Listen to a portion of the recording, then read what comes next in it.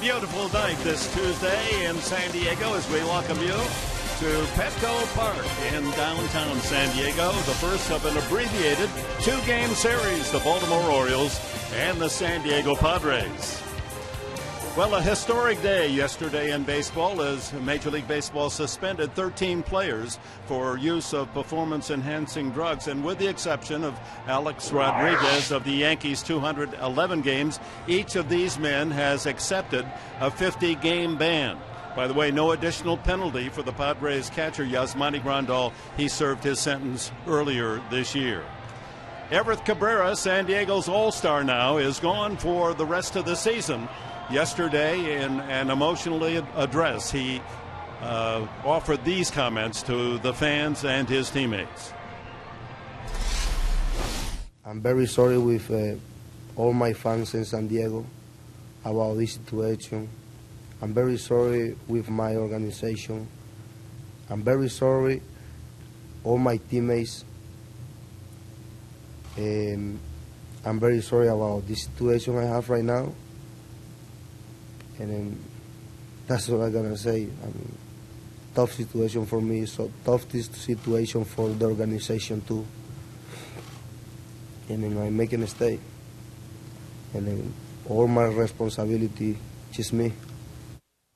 He made the mistake. He stood up like a man. He apologized. And what more can you ask? That's all you can ask, and that's more than these other guys have done so far.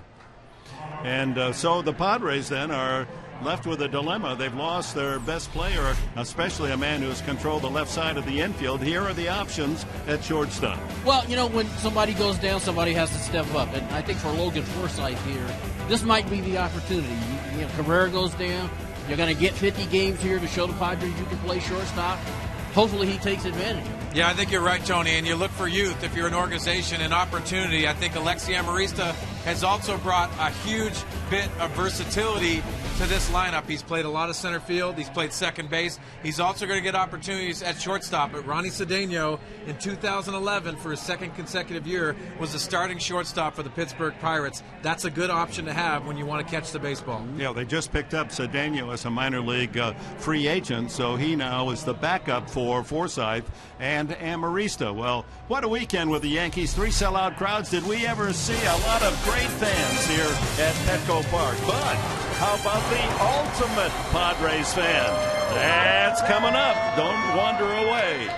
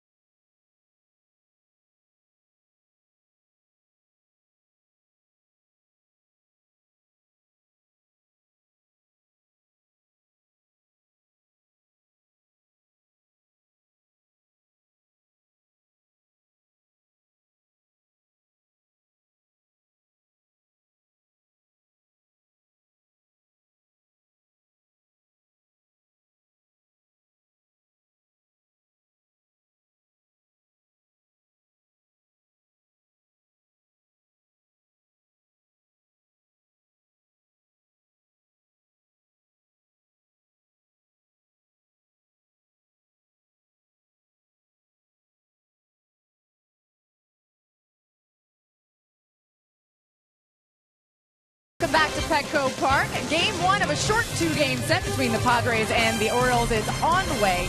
Hi, everyone. I'm Laura McKeeman, and guess what? It's Social Media Tuesday. We've got a great topic for you this evening. We are honoring the Friar Faithful.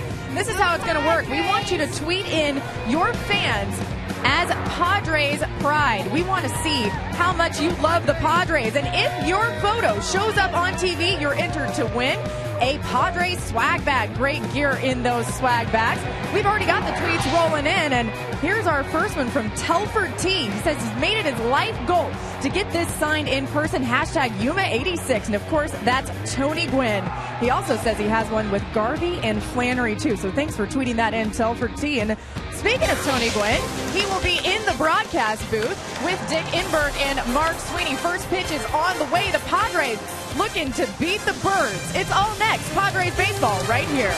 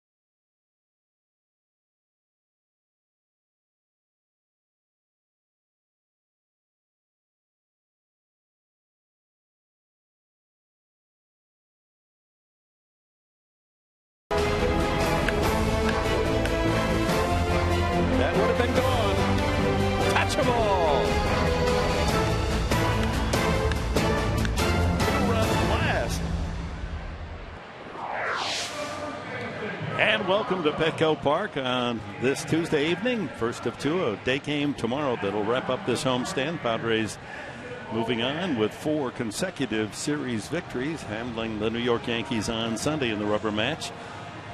And we're about set to go as the Orioles come to San Diego. And here's Baltimore's starting lineup, brought to you by Hyundai. Nate McLouth will lead it off. The 21-year-old brilliant rookie third baseman Manny Machado. Where do you see him? Right fielder Nick Markakis. Adam Jones, the San Diegan, hits cleanup. Chris Davis, 40 home runs to lead the majors. And he also leads in RBIs. Matt Wieters, another All-Star in the lineup, as is J.J. Hardy, who started at shortstop in the All-Star game. Brian Roberts just back from paternity absence, his wife delivering a new son on Friday. And Bud Norris, acquired from the Houston Astros, on the mound. The Padres set up defensively this way, brought to you by Aramco Mortgage. Denorfian left, Amarista in center, and Venable in right. Chase Headley at third, and in place of Everett Cabrera, Logan Forsythe, his first start in quite a while. He has played a half dozen games at short this year. Jed Jerko at second. Yonder Alonso at first base. Nick Hundley, the catcher, and Edinson Volquez on the mound. Here's our scouting report tonight, brought to you by Jaguar of San Diego. Concentration throughout. Edinson Volquez has to lock in pitch by pitch, and also peer pressure. The starting five has done an outstanding job in the previous starts. It's Edison Volquez's opportunity tonight to keep the starting pitching alive. And he's been part of the successful pitching in the last 8 games, where the Padres have offered an ERA of only 1.88 and a batting average of 195. Volquez with the first pitch of the game, and it's lined sharply into the right field corner. Venable will have to play it off the wall, and McLeod, a good runner, steams into second base. One pitch, and the Orioles announce they are here. McLeod starting the game hitting .283, 4 for 9 lifetime against Volquez. See, Hundley wanted that ball away, and Hundley went right into McLeod's wheelhouse. Fastball down and in. It's a bullet in the right field. That'll bring up the 21-year-old third baseman Manny Machado. He is engaged to Yonder Alonso's sister.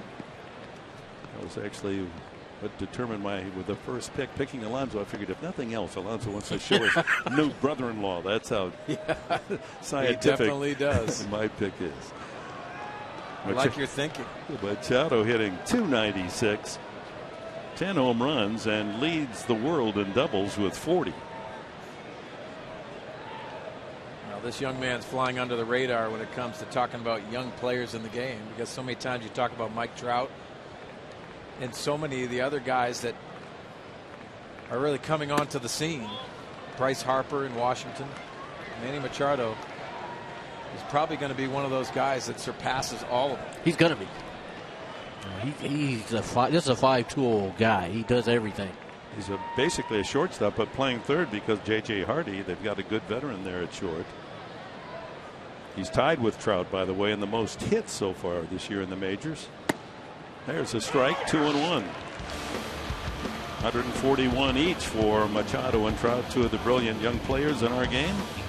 And it's Beltre, Miguel Cabrera, Segura, the youngster at Milwaukee. Well, Tony, if you're starting a team, you taking him first? Ooh, good it's question. Always the question, especially in baseball. So many fans want to ask that question. It's a hard one to answer. Well, the shortstop is such a keystone for any baseball team. That's what I would say, Dick. Exactly. I would take Machado because he's a shortstop, really. Just playing out of position. Like Dick said, because Hardy is that short. But guy that's going to hit 300 or more. You're not going to go wrong with a 21-year-old shortstop that you're going to have hopefully play for you for the next 15 years. He's going to hit 15 to 20 homers. Fouls that one back, and the count full on Machado with Nick Markakis on deck. I think it's such a great discussion that Major League Baseball can have those discussions now. I think they went through a lull of younger guys, and now they have a group of them coming into baseball at the right time when baseball desperately needs that. Well, all three of those guys, Trout, Harper, Machado, they got veteran guys in front of them and behind them, so they don't feel all that pressure to begin with. But I think all of them. Fly ball to left. Shallow and left. Forsythe angling into foul territory to make the catch. One of the coaches of the Orioles said something that speaks volumes about Machado. He said he's not in awe of anything, and yet he respects everything. Isn't that a great comment? It is. You know, talking to Dan Duquette, the GM for the Baltimore Orioles, before the game today, someone asked him last year when he came up, what are you worried about with Machado? And he said, I'm not worried about it. I'm worried about guys with one tool. He has 5 tools. And that speaks volumes. You don't worry about a guy that can really do everything in baseball. He's going to figure it out. Nick Markakis, the right fielder, hitting .286. Has the luxury of batting in front of Adam Jones and Chris Davis, so he gets good pitches. Takes ball 1. That's the thing about this Oriole lineup. They just keep coming at you. Got good hitters from top to bottom in this lineup. Hey, there's number 7 hitters, Hardy, with 18 homers and 60 runs batted in. I mean, that would be the cleanup hitter for a lot of teams, including the Padres. Brian Roberts would probably be your leadoff hitter for most teams too, and he's in the 8th slot. So runner goes. Throw by Hundley is not in time. Big jump, a perfect throw by Hundley. He did everything he could. The ball was right there in the bag. But McLeod, top base stealer, that's his 26th of the season. That's a big swipe. Well, big jump by Nate McLeod. And this might be on the scouting reports for Edison Volquez, so they have to change their times. But perfect throw by Nick Hundley. And great shot. He just got in there. I know Nick's upset because he put a perfect throw right on the bag. They stole that one on Volquez. Infield will stay back. Swing and a miss by Markakis. 1-2. Change up. This is the spot for a strikeout. Well, there's Buck Showalter, and you look at the lineup and left, right, left, right, left, right. Sounds pretty interesting, but that's exactly what he wants to do. U.S. Army lineup. Very difficult to manage against these type of lineups, especially late in the ball game.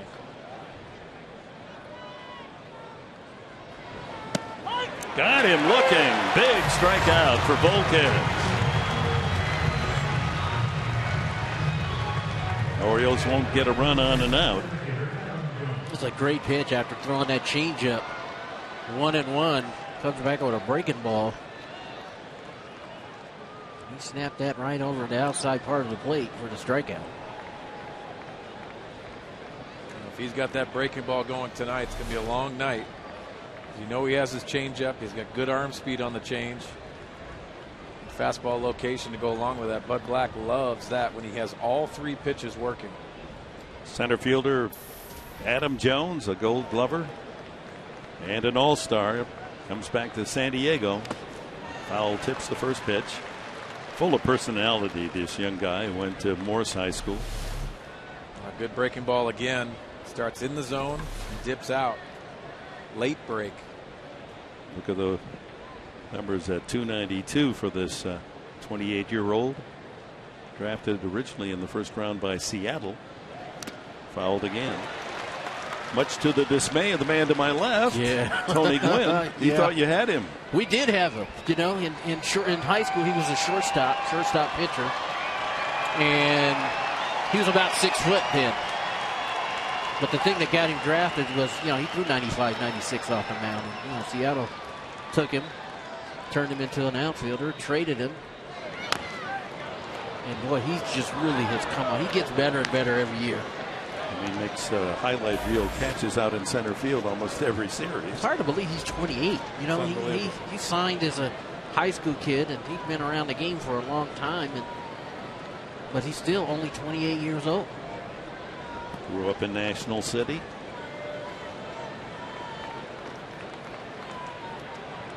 Volquez ahead on the count, 2 strikes. Man at third, 2 out. And Jones, in the last 5 years, his home run totals 19, 19, 25, 32 last year, and has 22 already this season. That's under the radar in this lineup. That's what's scary. With Chris Davis batting behind you, anybody with 40, you know, he's definitely flying under the radar. Nice block by Hundley. See from our Fox tracks by Southland Technology, working down in the zone, especially to Adam Jones. Leadoff double, first pitch of the game. Nate McLeod with 1 out steals third. Volquez able to strike out Markakis. And now a big 2-2 pitch coming up to clean up man Jones.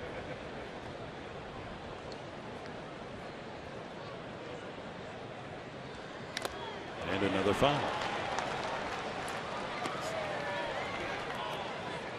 Padres played in late May a 2-game series in Baltimore and won both. And now an abbreviated 2-game set here in San Diego. Unusual scheduling. Buck Showalter, his 4th season now as the skipper, managing his 4th different major league team.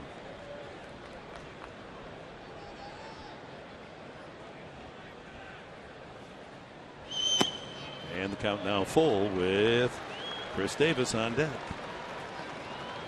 Trying to keep the ball away from Jones. Here's Davis. I wouldn't be surprised if you saw that breaking ball again. Much like that first pitch. Looks like a strike and gets out of the zone.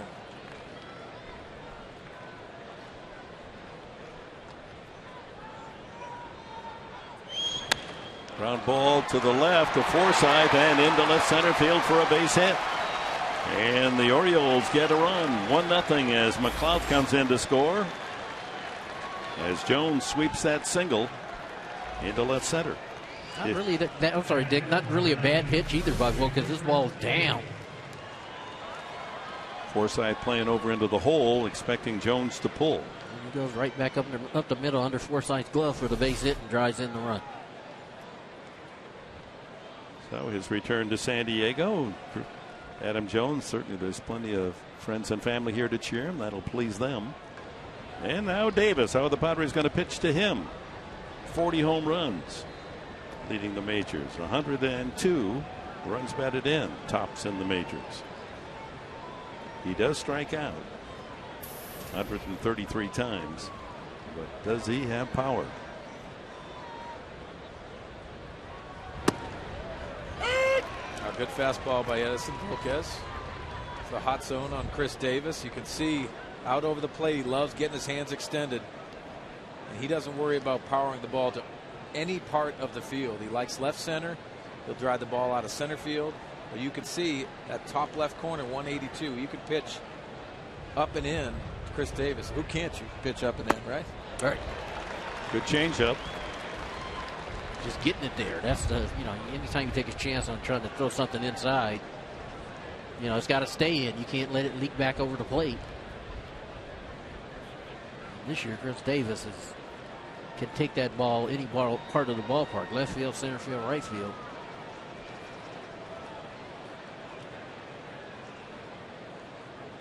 Whoa, that's way upstairs. Davis acquired from the Texas Rangers. He grew up a Ranger fan close to Arlington. Right-hander Tommy Hunter came over to Baltimore as well for Koji Uehara, the relief pitcher. Pretty good deal for Baltimore. Now Volquez started in front of Adam Jones. Finally, after a few foul balls, it counted 3-2, and Jones singled up the middle for the run. 2-strike start against Davis, but now 2-2. Jones will steal you a base. He has 9.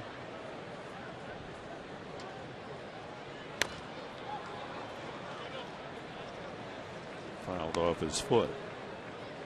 The Orioles start this series 6 games out of first place in the American League East, 6 behind Boston. But they're certainly in the running for the wild card. They're only a game and a half off the lead for the wild card for Showalter's Birds.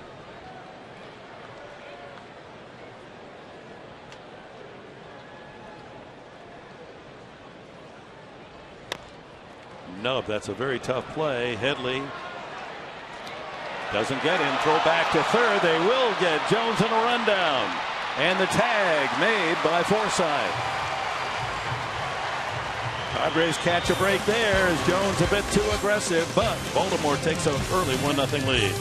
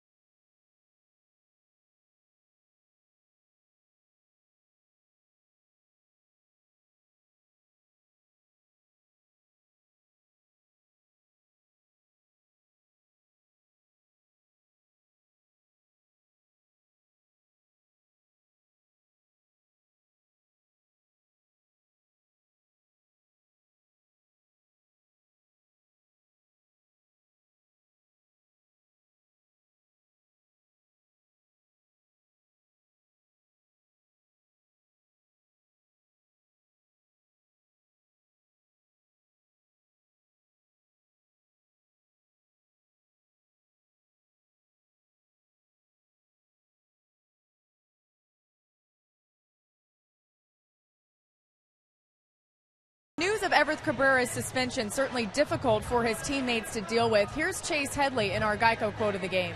I think everybody has different feelings about it. You know, in one sense, obviously you're angry, you're frustrated, you're tired of talking about it. But on the other hand, you got a teammate that is going through a really difficult situation, and you want to be there for him as well. So it's mixed emotions. Everett Cabrera met with his team just before batting practice today, and of course apologized profusely to them as well, Dick. Well, it's a sobering time for baseball. Chance to gather itself and make some judgments and decide where it wants to go. And I think the general feeling by the players and management throughout the majors is it's a positive direction now. Making a statement, hey, you cheat, you don't play. Venable leads it off, and it's going to be a shared opportunity as well with Cabrera gone, who had been locked in as the leadoff man, and others will have to fill that role. Yeah, I think it's going to be Will Venable, maybe Chris Denorfia. Bud Black liked that scenario last year. There's Denorfia hitting second tonight, but these guys understand what position they're in, and they got to make the most of those opportunities and be catalysts at top of the lineup. Denorfia and Venable have been hot hitters. Venable, especially in the last 16 games, hitting .392. There you see his work in the last 16, including 3 home runs. Line to left center field for a base hit, trying to get up the alley, and it does. Venable on the run. He might make 3 out of this. He's going to try. Here comes the relay, and he's in there. A leadoff triple.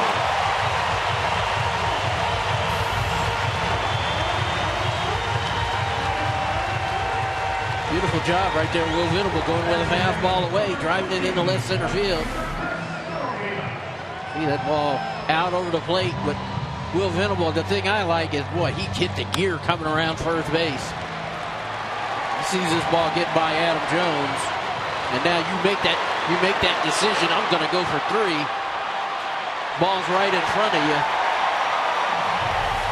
Excellent base running there by Venable, and Padres get an opportunity to tie it right up. But Norris, making his second start as an Oriole, finds himself with a tying run 90 feet away. No one out. Chris Denorfia. Infield will play back up the middle, and at third, Machado able to look the runner back, and there's one away. Tonight's Padre lineup brought to you by Toyota. Venable, Denorfia, now Headley stepping up. Yonder Alonso cleanup, and Jerko. Alexi Amarista hit 6th. Logan Forsythe 7th. Hundley the catcher 8th, and Volquez in the bottom spot. Well, it's up to Headley here to try to get the run home, even on and out. A fly ball. Ball's hit at the corner. Tough to get that man in from third, as we just saw. They're deep up the middle with Hardy shifted over almost behind second base. And second baseman Roberts on the edge of the grass.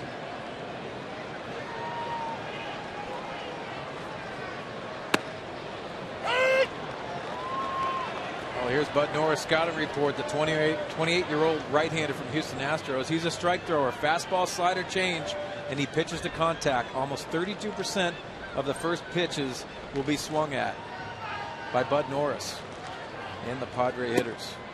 And quickly ahead of Headley, 2 strikes.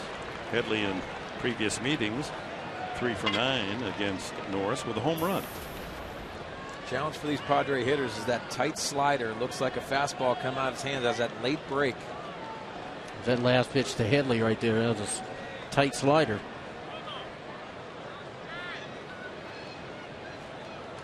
Talked to Chase before the game and asked him about a little scouting report on Norris, and he said he didn't overpower you with his fastball, but it's got late life. Solidly structured right-hander at 6 feet 228.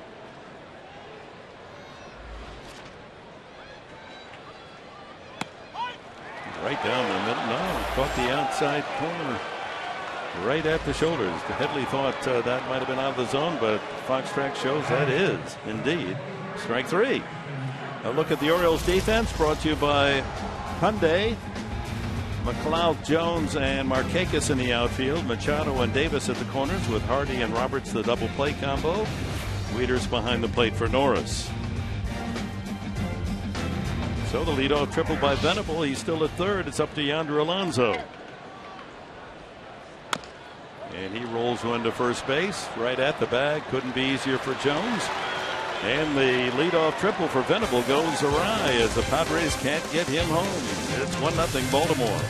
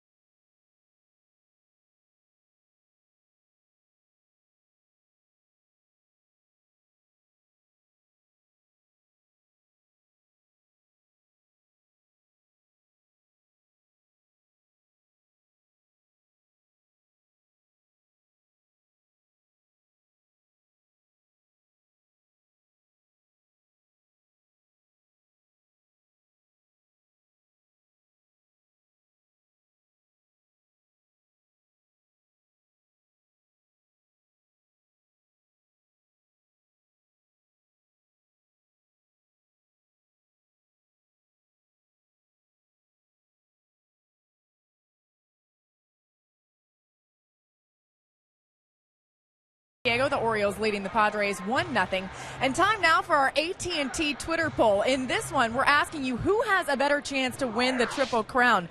Chris Davis, who we're seeing this evening, or Miguel Cabrera. And the way that we want you to play along on Twitter, hashtag triple, and then the name of your choice. Make sure you use the hashtag Triple Crown with one of the selections, and then tell us why you think they have a better chance to win. And we'll have the results later on in the game, guys. All right, that'll be an interesting survey, although it's going to be tough for Davis to get the batting average that will be required to win the Triple Crown. He's got a lot to gain. Home runs and RBIs, yeah. Before Cabrera did it last year, how many years did we wait between? Carly Shrimpke was the last guy to win 67. Yeah. And now we're talking about somebody else winning the trophy. It's like it happens every year. Let's not get crazy here.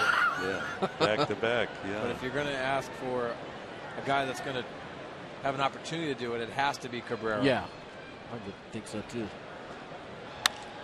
High fly ball hit well off the bat of Matt Wieters, the catcher, and to the track goes Amarista to drag it down. Long drive by Wieters. You and I were talking about how big these guys are on the Orioles. That again, not a bad pitch, is down in the zone, and Wieters goes down and drives this ball to the warning track in left center field. Well, we're just hoping that Wieters can go in the dugout and say, man, that's out in Baltimore. And when you do that, you win. You win here, especially at Petco Park. Only 2 games. It can get in your head when you know you square one up like that, and most times it's out. J.J. Hardy, 18 home runs, 60 runs batted in. These Orioles have some real Ironmen in the lineup as well. Hardy being one of them. He's missed only 1 game all year.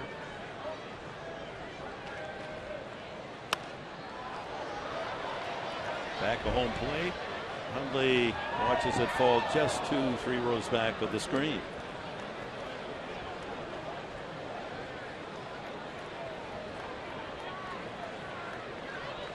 Chris Davis has missed only one game.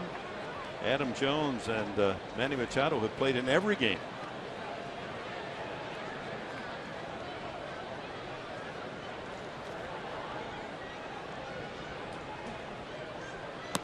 He went around 2-2.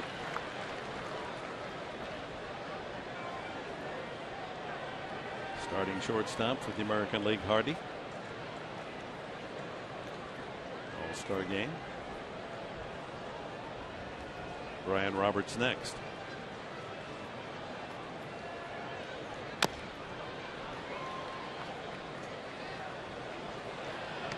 Edison Volquez continues to work down in the zone. That's a good sign. He has to elevate out of the strike zone.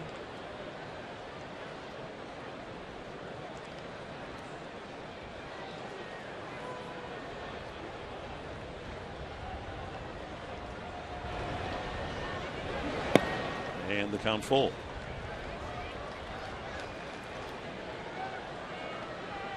Two years ago, the Orioles were the doormats in the American League East. They won only 69 games, lost 93. And last year turned it around exactly 93-69 the other way. And ball 4, a 1-out walk. Well, it's time to look at our Farmers Insurance game plan for the Padres, and it's pitch and defend. Sounds pretty simple, but that's what you have to do against a potent lineup like the Baltimore Orioles, and it's a success that the Padres need to have night in and night out for that manager, Bud Black. He expects it. 50 games to go in the season. For some, the dog days of August. For others, time to make your move. Like Saturdays at the Masters.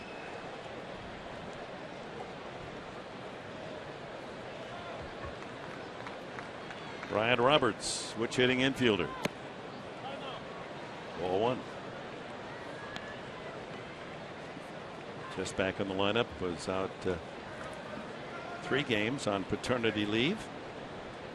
New son, Jax Isaac Roberts.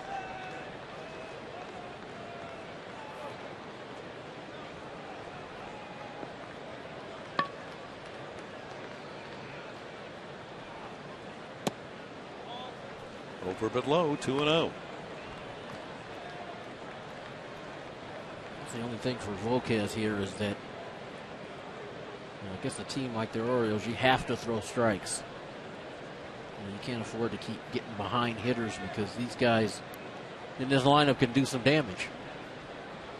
Yeah, they lead the majors in home runs with 149, and yet they don't strike out much. No.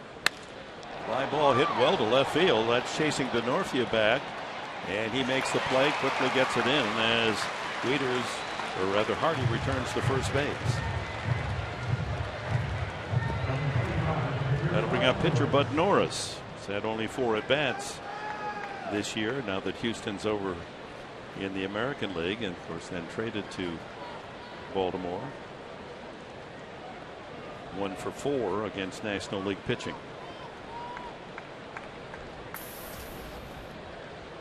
There's his lifetime average. Played at Cal Poly San Luis Obispo.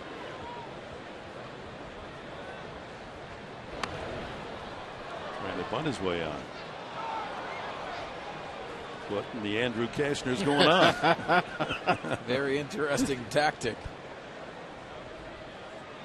There's Dave Roberts and Andrew Kashner in his pocket. I have to say, every day, picking his brain, talking about the game, talking about situations.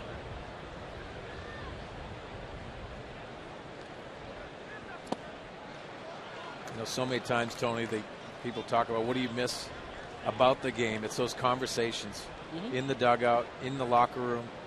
You learn the game so much, and there's never enough information that you can process and enjoy it with your teammates, your coaches. Mark, you know what, Mark, it's funny you say that because, you know, as an everyday player, the information is passed when you're on offense. But at the end of my career, you know, I was a pinch hitter and I got to sit on the bench. And it was amazing to learn all the things. Like, I never knew that Bruce Bochy yelled at the coaches like he did until I was sitting on the bench. And I asked Rob Pichiello about it. I said, does he yell like that every? He said, every day. Every day.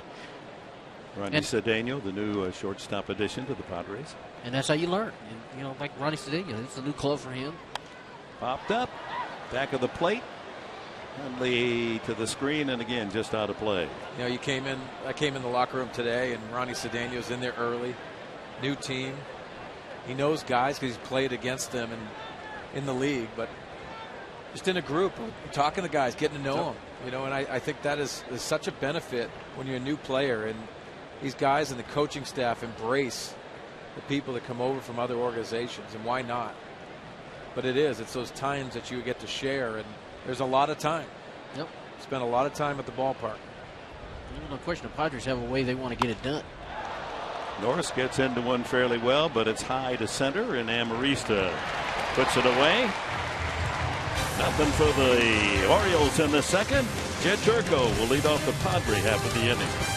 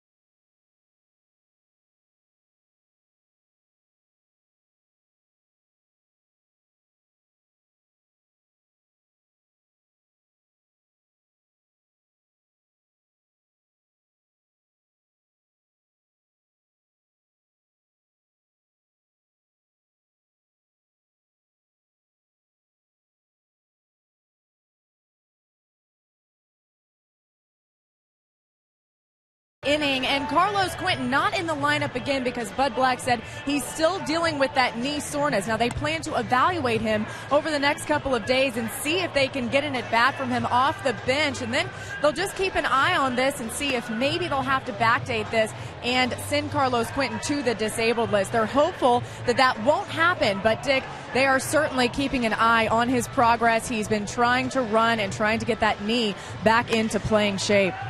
All right, Laura, thank you for that report. Yes, Quentin last played last month, July 30th, so it's almost getting to the place where the Padres, they could retroactively put him on a 15-day DL. If he's not going to be able to pinch hit, you might as well. There's only a few more games where he would be eligible anyway. Well, it ties Bud Black's hands and limits the bench. Playing one short. And you don't want to give a guy an at bat and not be able to backdate that disabled list if it happens. So very tough to have to deal with, especially the organization, in making those decisions. Jerko backs away from ball one, hitting .248. Houston Street there for the first part of the game in the Padre dugout. Ending the year, Bud Black. Well, that's typical for a closer. Start the beginning of the game on the bench. They'll go inside. They'll probably get loose, and then they'll run out, probably fifth or sixth inning, out to join the other posse out in the bullpen. 2-0. And a slider from Norris. Grew up in the Northern California area, north of San Francisco.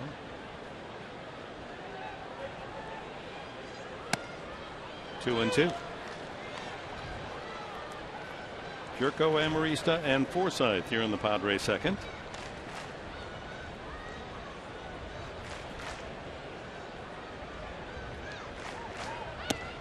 And a full count.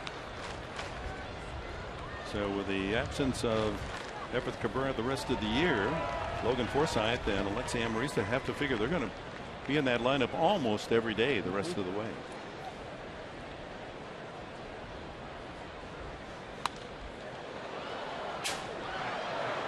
It's a different mindset for those guys too, because they know every day they come to the park, it's a pretty good bet their name's going to be in the lineup. Yep. And so now, those days where you don't have that good day, you're going to get a chance to redeem yourself 24 hours later. So. Ball 4, a leadoff walk, Jerko. See if that gets the Padres. Some scoring started here in the second as Amarista steps up. Well, it's such a benefit for Jed Jerko, and offensively it's been a struggle. He's getting it locked in. He's had better at bats. But when you have your first at bat, nobody on, seeing a lot of pitches, it's a solid quality at bat for Jed Jerko.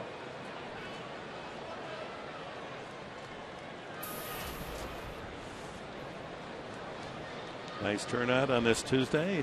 First responders night here, as it will be all the Tuesdays the rest of the way. Ball 1 to Amarista.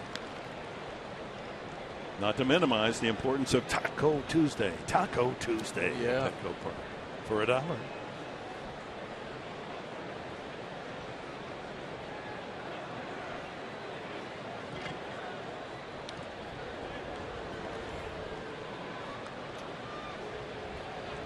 We have two deliberate right-handers engaged in this game to open the 2-game series.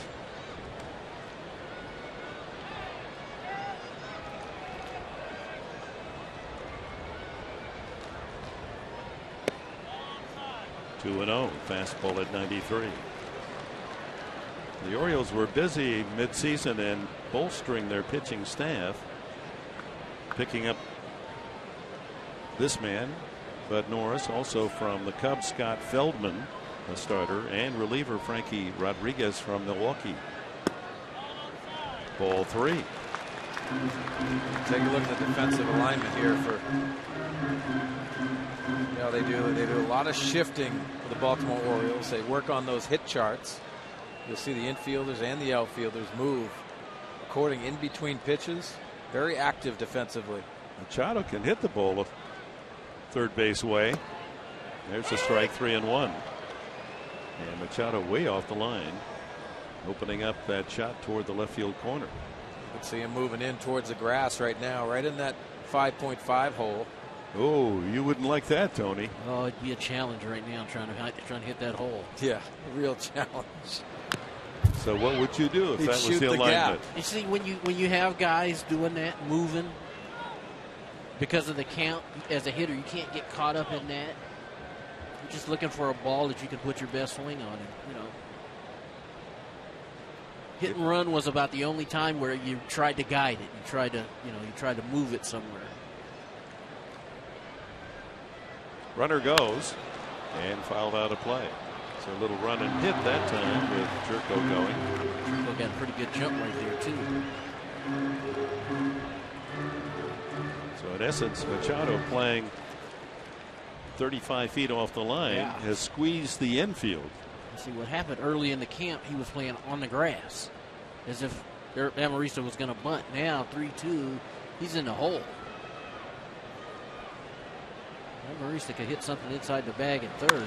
Up the middle and off the glove of Hardy into short center field. On to third, Jerko, as the Padres play run and hit effectively, and just as they did in the first inning, they have a man at third with no one out. Let's take a look at the pitch sequence to Alexi Amarista, an outstanding at bat.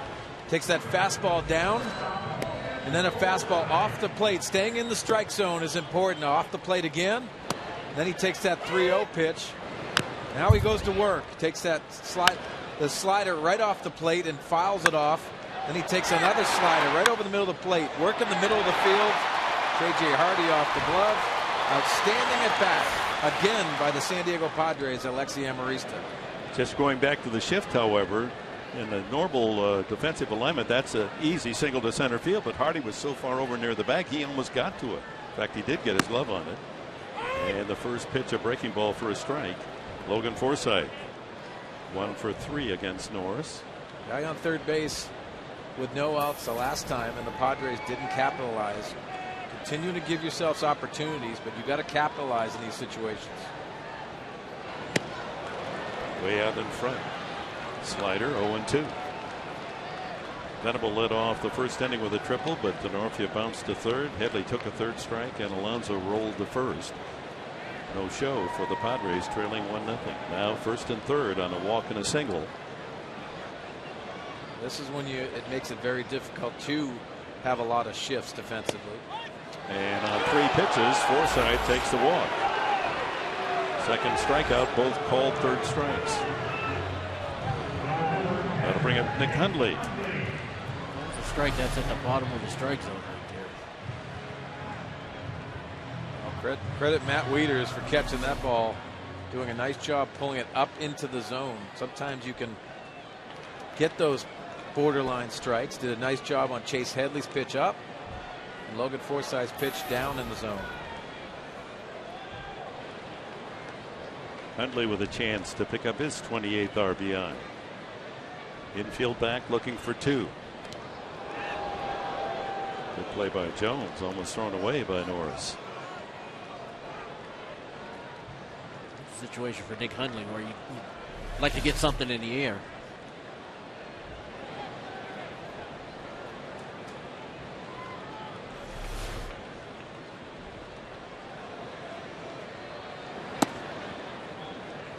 Outside at 94. The Orioles have hit the most home runs in the major leagues, and they have allowed the most. Give and take.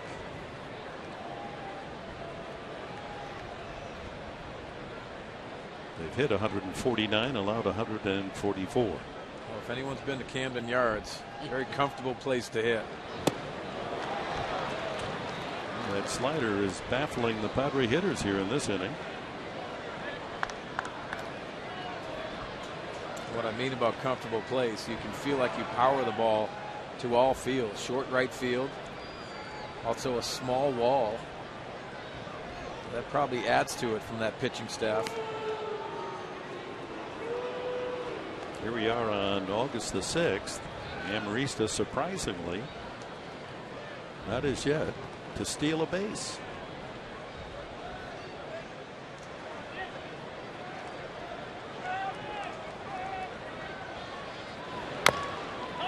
And Norris is in front of Hundley 1-2.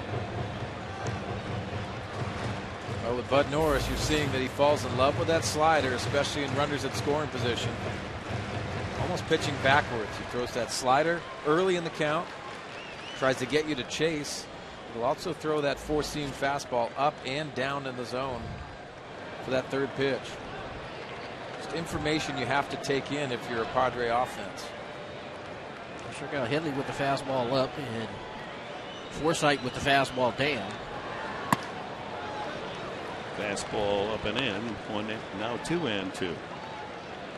See if that's setting up that slider away. First and third, 1 out now here in the second. The Padres trail 1-0.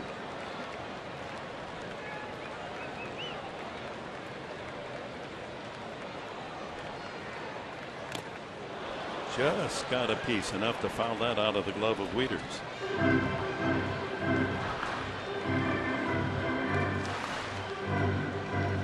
There's Phil Plantier. Constant communication with his hitters, trying to see what Bud Norris. They've already looked at film. They understand what he does from being with the Houston Astros in the National League last year, American League this year. But they know he's going to attack the zone. You're going to have to see mixture of pitches.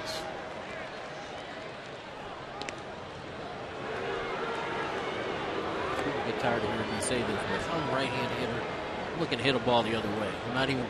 He sliders his best pitch. Not just be late on the fastball, hit it to right, or take that slider and take it to right field.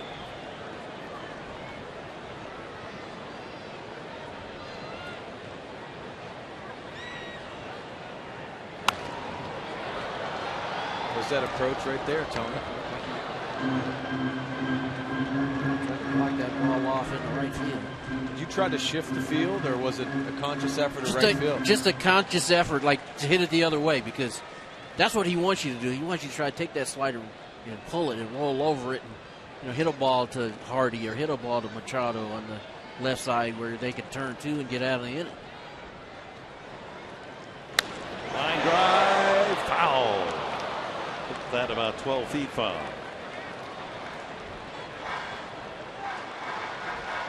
It was the slider, but it was inside. And the count remains 2-2. Tying run at third, Jerko. Amarista at first base here in the second. Orioles scored in the first inning on a double McLeod and a single from Adam Jones.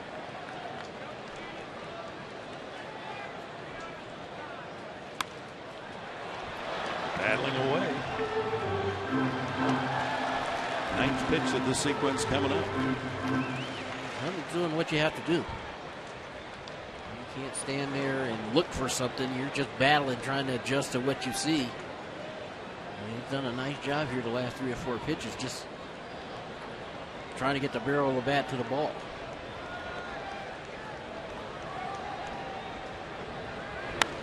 Number to second. Good play by Amarista, hold up, but they get the double play anyway. 4-6-3. Oh, that's tough. Man at third in the first and second with no one out. They can't get him home.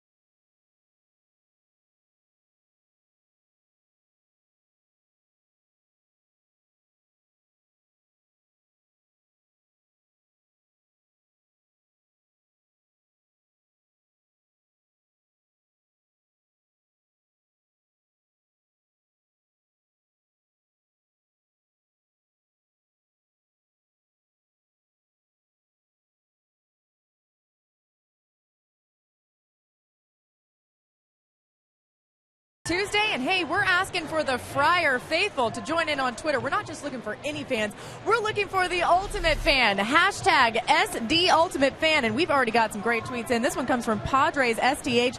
They say they're not the ultimate fan, they're the ultimate family. They drive an hour and a half each way, and as you can see, the Padres fedora looking good on that little guy. We've also got at TDV92, and because the honeymoon started at Petco, the Pets are fans, and they support Padres everywhere. A little love in Petco Park. We always like to see that, Dick. Yeah, those are great. Keep them coming, fans. We want to pick that ultimate fan. Top of the third, 1-0 Orioles. Top of the order, McLeod, Machado, Marquez. 3 M's. McLeod doubled, leading off the game on the very first pitch from Volquez. Came in with a 2-out single from Adam Jones.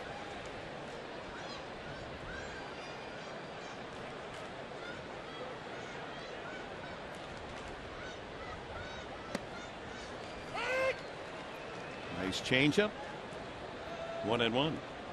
Day game tomorrow, 12:40 start, 12 o'clock here on Fox Sports San Diego. Eric Stoltz goes against Miguel Gonzalez, 8-5 for the Orioles.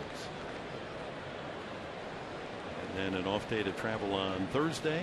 3-game series on the weekend at Cincinnati, then quickly to Denver for games Monday, Tuesday, and Wednesday, and then back home for a good long homestand. Another off speed curveball way out in front, McLeod. You continue to see some good breaking balls, but Edison Volquez tonight. Saw the 2 changeups, first 2 pitches, and then a breaking ball.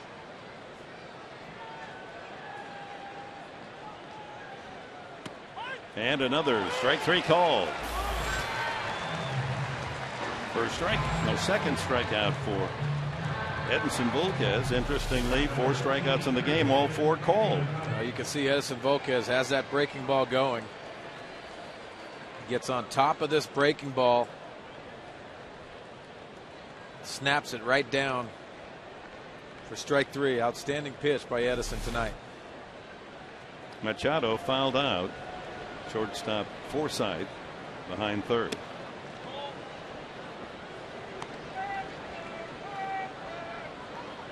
It's the 60th season for the Baltimore Orioles. They were in 1953 the St. Louis Browns, and then moved to the East, became the American League Orioles, produced some pretty good teams.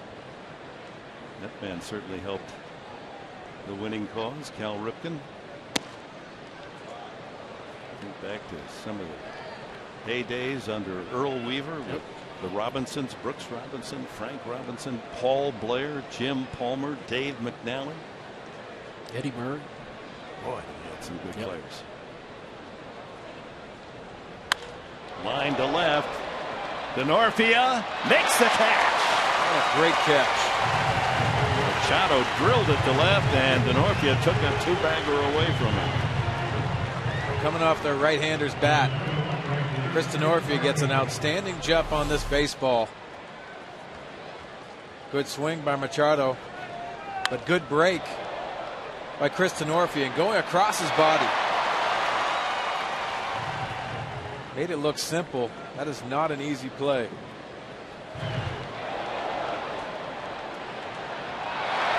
Intersection of ball to glove. 2 outs. Markakis took a 3rd strike his first time up.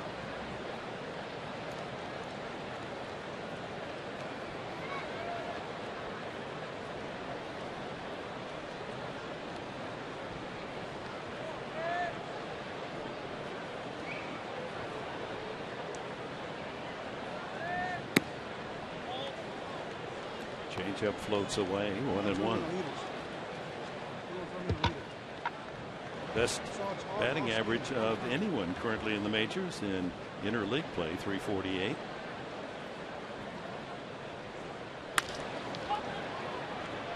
Alonso way off the bag. Good throw, back of his body going away from first base, and Volquez covers. Well executed as the Orioles go in order in the 3rd. Yonder Alonso. We'll see him as the Padres trail 1-0.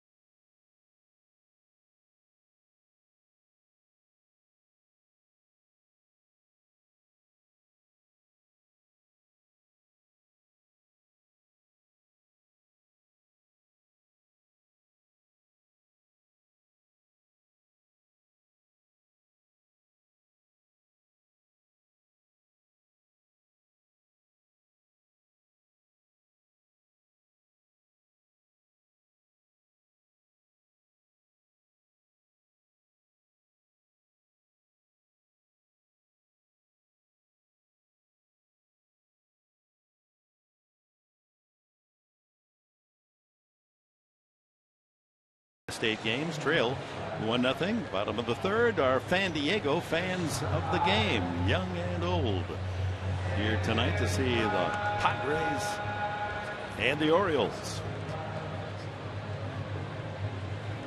What do we got going here? Oh, we got to get that straw in there. A little apple juice action. Hubba hubba.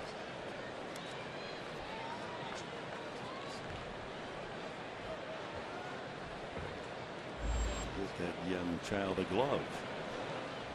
Volquez takes a strike. 4 hits in his 30 tries this year. One of them a home run.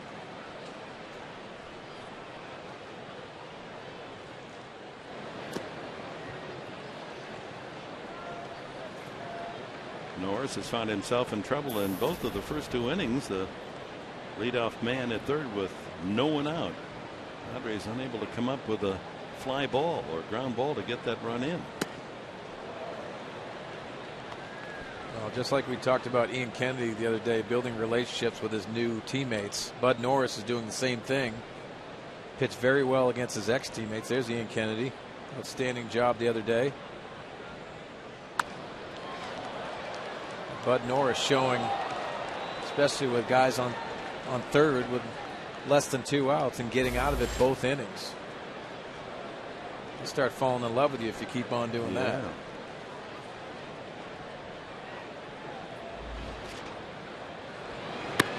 Strike 3. That's the 5th strikeout in the game. All called third strikes.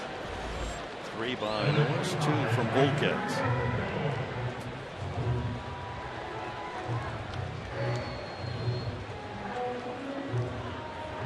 After all the buzz and excitement of the weekend with the Yankees here for 3 sellout games, the enthusiasm here in San Diego for this great game continues. Nice crowd here on a Tuesday night. Venable tripled to left center field in the first inning to open the first. His 5th triple of the season. That ties him with Cabrera for the most 3 base hits. 2-0. 13 home runs. 10 of those right here at Petco. They made the study of moving the fences in 10-12 feet in right field. They went back to all the balls hit that did not go out in past years, and they realized that the one man who would benefit most is the man at the plate, Venable, and that's been the case. Well, hovering up to almost 300 at bats on the season, and like you said, Dick, 13 home runs, 252 coming into this at bat. He's made some nice adjustments. He looks like he's in a good position to hit to all fields. That changeup fooled him there. 2-2. Chris DeNorfia on deck.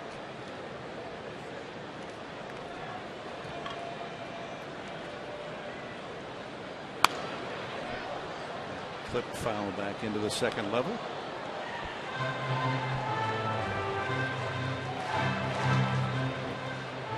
You can see the shift right here. That's second. That's the shortstop. Machado's closer to second than he is to third. We told you can play short. And again, that's not how it started when the count was 0-0. What do you think of that? All the shifting, Tony. You know, if anybody could make it work, it's Buck Showalter. You know, I'm sure they take a lot of notes and have their charts where the ball is hit. And ball 4. Good at bat again for Venable. 1 out walk. Second given up by Norris. And DeNorfia is the hitter. See how they shift with a right-handed hitter, although DeNorfia is more an all fields line drive hitter. And of course, with a man at first, that also works on the equation because you want to be in double play position. Venable, 11 steals with Cabrera gone. He now is the leader in stolen bases.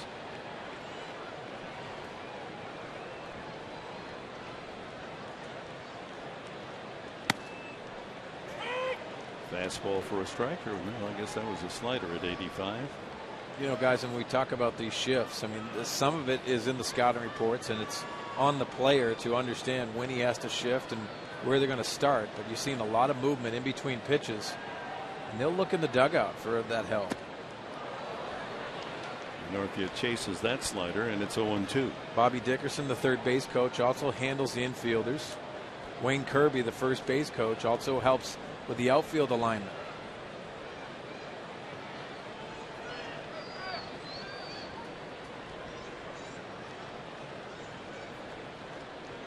Sometimes you just go with what pitcher's throwing.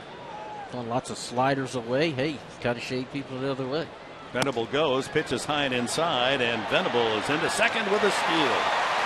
Number 12 for Will Venable. Skids into the bag in scoring position with one away. Well, a perfect pitch to throw on by Wieters. Yeah, that's basically a pitch out. And you can see, yep, he's standing straight up, perfect position. Will Venable gets a great jump. He is safe. And that outside edge, doesn't even put the tag on till late. Good slide, sliding on the outer edge.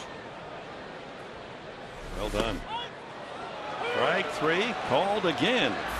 Now this is unusual. That's 4 strikeouts. Norris all called, 2 Volquez all called. Does that mean that the stuff by both pitchers is so paralyzing, or is this a big strike zone? Well, he's a strike thrower. You can see the location on this pitch.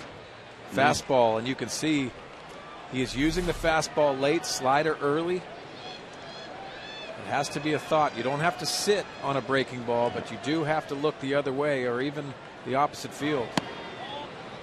Headley took a 3rd strike, his first at bat. Chance to build his RBI count, currently at 35.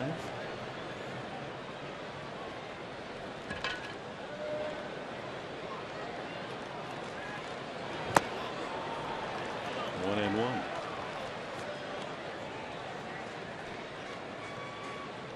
Yeah, offensively, if you're going to be aggressive, especially on that slider here. But Bud Norris is pretty smart out there. He recognizes that too. And he's just not going to give in and give you one to hit. He's going to see if you'll chase a couple. Off the fist, an easy roller to second base. Roberts with a flip, and the Padres get a man in scoring position again, unable to get him around. After 3 at Petco, it's the Orioles 1 and the Padres nothing.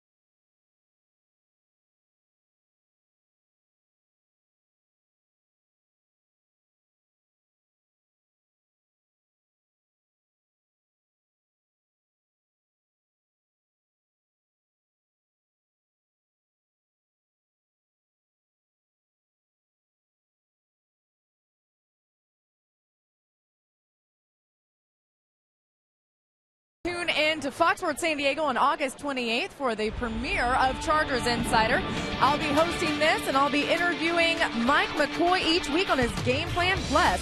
The crew will break down X's and O's, and Chargers Insider premieres August 28th on Fox Sports San Diego. Make sure you tune in. We'll have all your Bolts news right there. Getting excited for football season, guys. It's just around the corner. Oh, I can't wait either. That ball driven to deep left field, and when it comes down, the Orioles have another run. A leadoff home run for Adam Jones. The San Diegan gets a changeup, and he circles the bases with his 23rd home run of the season. He's knocked in both Oriole runs.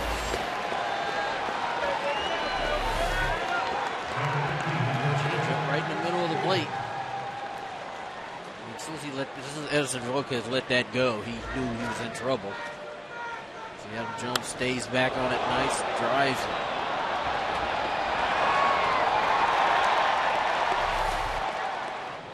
Made the second deck of the Western Metal Supply Company building, and big Chris Davis takes a healthy cut, strike one.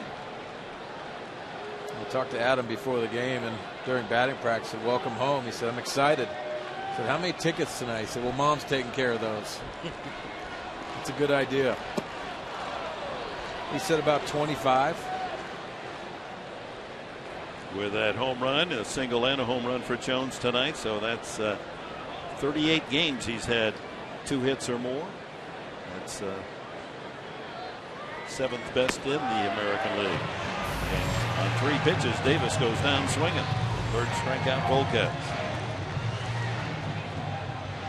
Brings up catcher Matt Wieters. Just a good breaking ball by Edison Volquez down in the zone. You can see he's got it. Snaps that off. Good break, downward tilt, and you can see that movement in the zone. Very difficult to square up. Volquez doesn't give up many homers. That's only the 12th all season.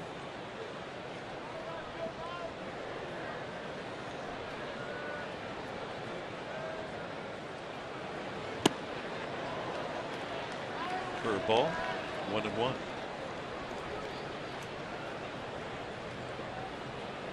Wieters, a long out to left center field. His first time up.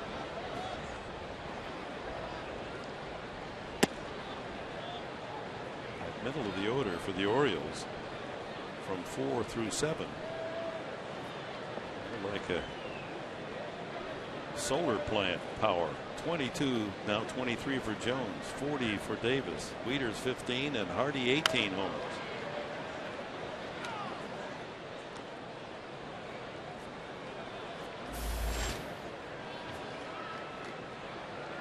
It's going to be interesting to see what happens with the Orioles down the stretch here, because Boston's playing good baseball, Tampa's playing good baseball. You know, can they be that third wildcard team? They were last year. The Yankees are hoping to catch one of those teams. Well, so many people talk about the AL East being the best division in baseball, but as we look at the standings right there, solid baseball and talent all the way through that division. Off speed curveball, and Wieters goes down swinging. 4 strikeouts, Volquez. That's a good bounce back from the home run. He continues to lean on that breaking ball, and why not? It's coming out of his hands very well. Nick Hundley understands that. He can locate it. He can throw it out of the strike zone. J.J. Hardy takes a strike. He walked the first time.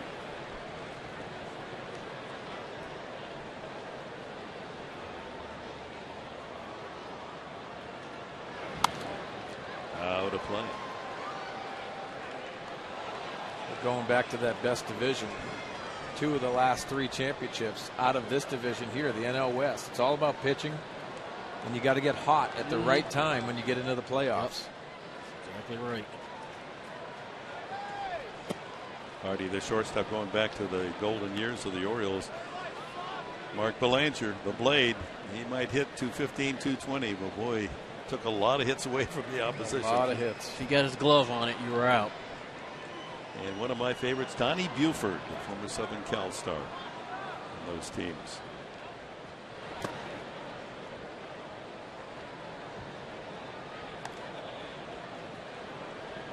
2-2 now to Hardy.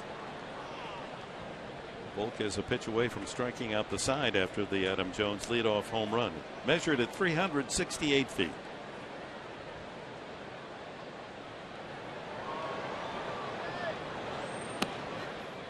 That breaking ball doesn't quite make it.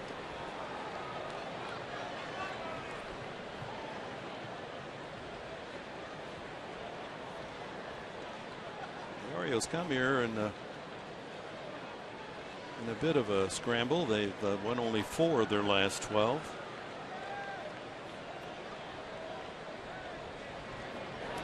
He went around, strike 3. So after Jones homer, Davis, Wieters, and Hardy go down on strike. 2-0 Baltimore.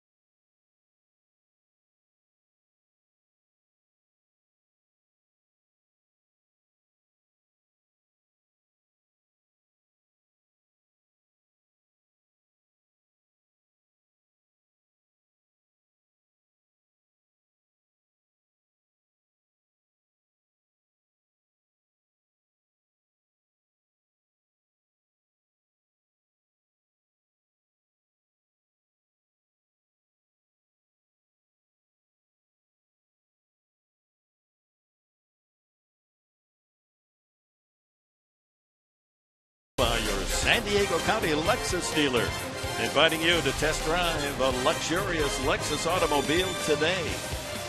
By Petco, where the healthy pets go. By Farmers Insurance, contact your local agent at 888-96 Farmers. And by the Experience Buick Lease, it's a new lease on luxury.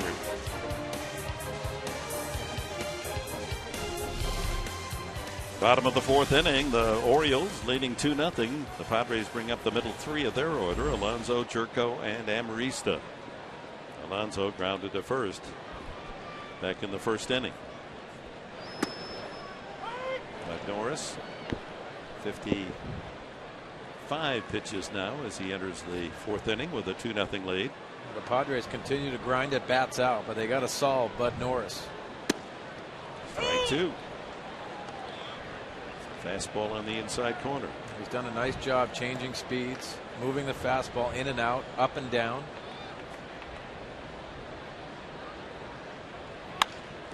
Line to left field. McLeod for the first down. Norris last year with the lowly Astros was 7-13, but a decent ERA of 4.65. And despite that 7-13 record, he led all National League pitchers ERA at home. 1.71 ERA at Houston. Hard to figure that. So he really imploded on the road. That's so impressive, especially in Houston. Dana DeMuth, the crew chief, says no, he didn't. See the sharp late break on Norris's slider. There's another one. Well, that's a good take. Seen it out of his hands early. Well, that's why there was a number of teams interested in Norris here at the deadline. They also control him for 2 more years. Yep. Much like Ian Kennedy, that is a lot in what you want. You want to be able to have them. It's not a rental player. Right. 3 straight sliders out of the zone. 3-0 to Jerko, who walked his first time up. I think Ian Kennedy's trade is going to look very well from the Padres side. Corey Lupke, hopefully he's getting better and better, recovering from that Tommy John surgery, and will be ready to fire come April next year.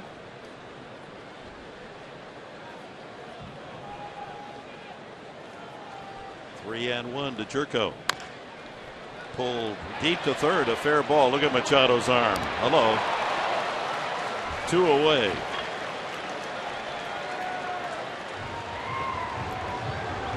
Five-tool with a star overall 5, huh? Well, let's look at the pitch sequence to Jed Jerko. Does a nice job staying in the strike zone the first 3 pitches.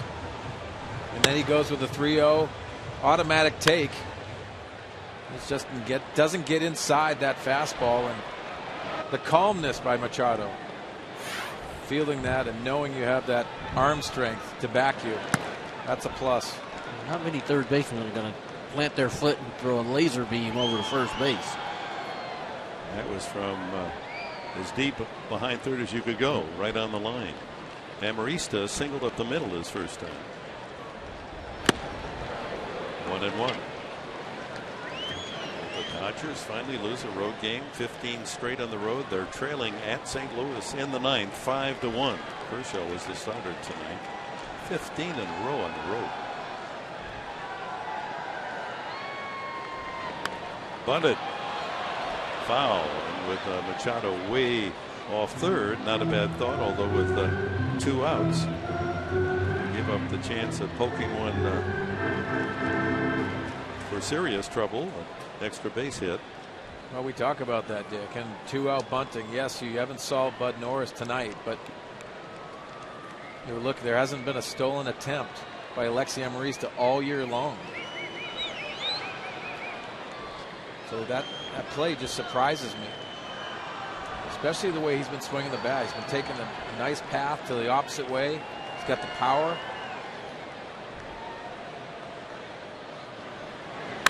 And he goes foul, opposite field. Sometimes you just can't resist. You see Machado's playing way off the line. It's like an easy base hit if you could just keep it fair. And you worry about stealing the bag once you get to first. 2 balls and 2 strikes. If Lexi hits just a ground ball, a regular ground ball to third base, it could be a double.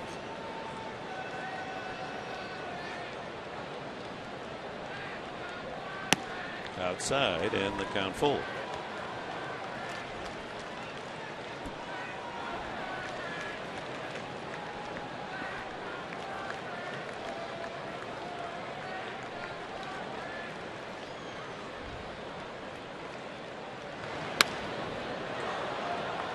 Go opposite field on that fastball. Norris is throwing it out there for you.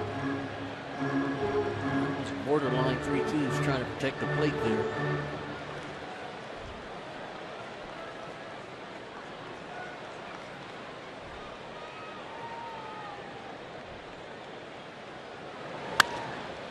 And another foul.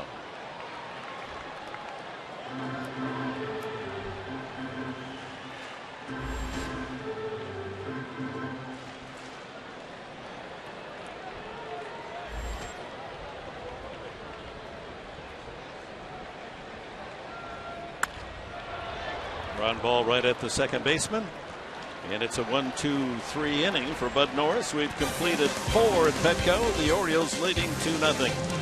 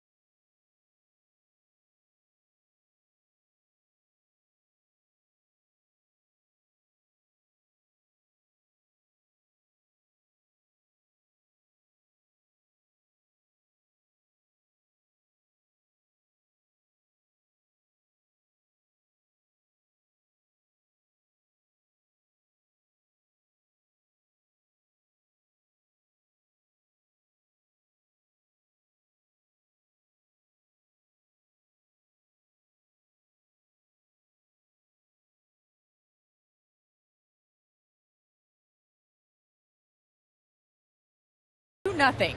Well, Yonder Alonso and Manny Machado are good friends and soon to be family. Machado is engaged to Yonder's sister. And Yonder and Manny met each other a few years ago. They became really good friends. And then about 2 years later, Manny decided to ask Yonder if he could date his sister. And, of course, Manny, a pretty cool customer, but said it made him really nervous. And Yonder said, hey, it's all right as long as you respect her. So now they've got a family tie between the two, and they say that they really root for each other, of course, when they're not playing each other. I asked what the sister would wear this evening, and Yonder said she would just be dressed nice, but he still thinks that she's rooting for him. Ryan Roberts to lead off the 5th inning. When we were in Baltimore, in fact, Yonder stayed at the apartment of Machado. Sorry, Yonder. She's not going to be pulling for you anymore. Your days are over. Well, she's got a lot to cheer about. Yeah, when you think about it. Machado for Baltimore and her brother when they're not playing each other. Cardinals did beat the Dodgers 5-1. And that ends that 15-game road winning streak of Los Angeles, a franchise record. That was close to being an all-time road record. So Arizona, after falling from first place to 6 behind while they were losing, the Dodgers winning seemingly every game. They have a lead against Tampa Bay 5-1 tonight. Have a chance to pick up one of those games. Volquez with a flip to first base, and Roberts out 1-3 for the first out here in the 5th inning. Colorado has lost tonight. Giants were trailing early against Milwaukee at home.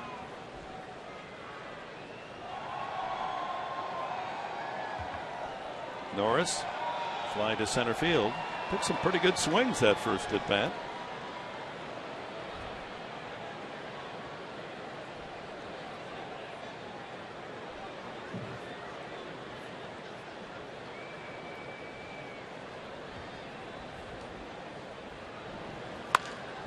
Swings here and drives it up the middle.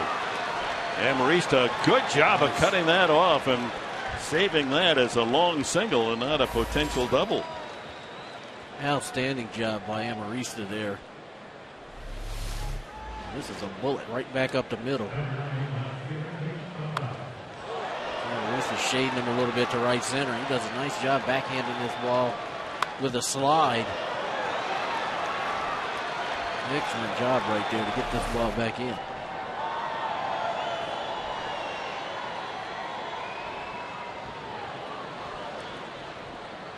Leadoff man McLeod doubled and scored in the first inning and struck out the last time.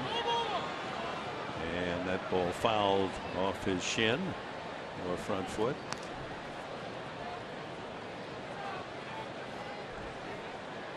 Had good success against Volquez. He's now 5 for 11.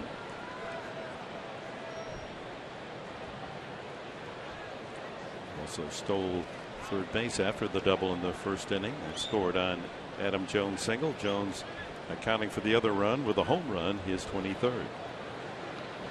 We saw a heavy dose of breaking balls to McLeod's last at bat. His first at bat, first pitch fastball, he doubles down the right field line.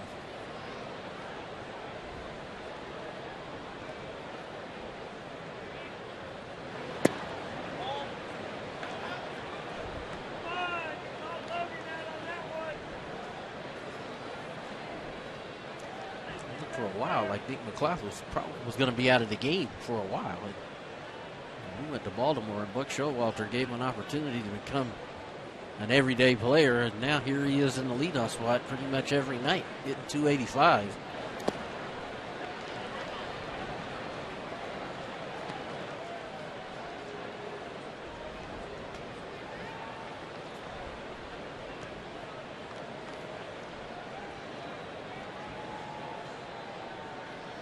Showalter, a product of Mississippi State.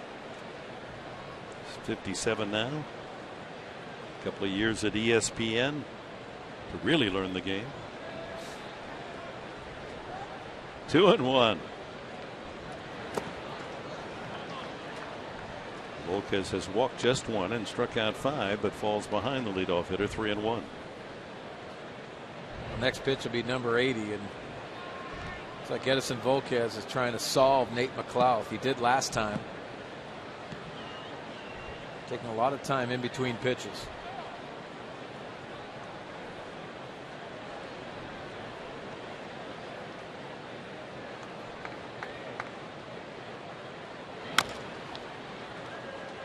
Foul ball.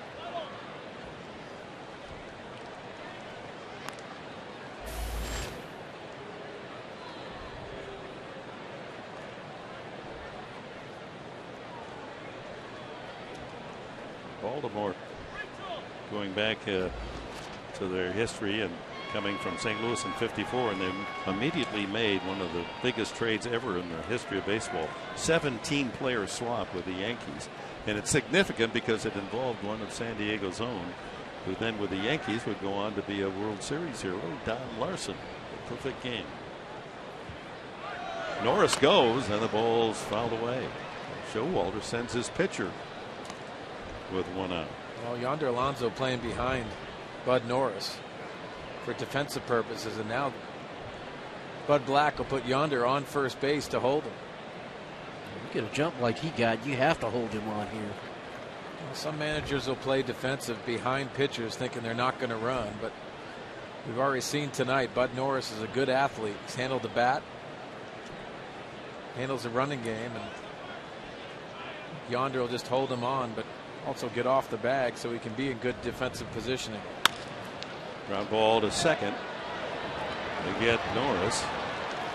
And safe at first is McLeod for the Orioles. That's a good trade-off. You get your best base stealer at first, and you get your pitcher back on the bench.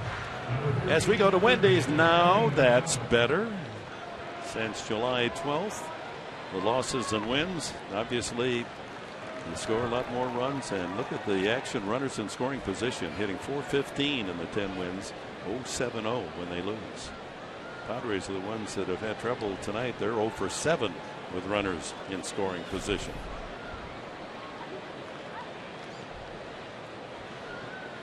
McLeod will bear watching.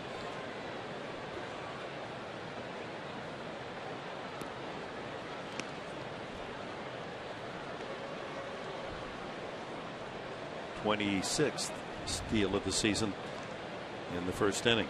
Machado fouled to the shortstop behind third and lined one sharply to left fielder Denorfia. Made a nice running catch.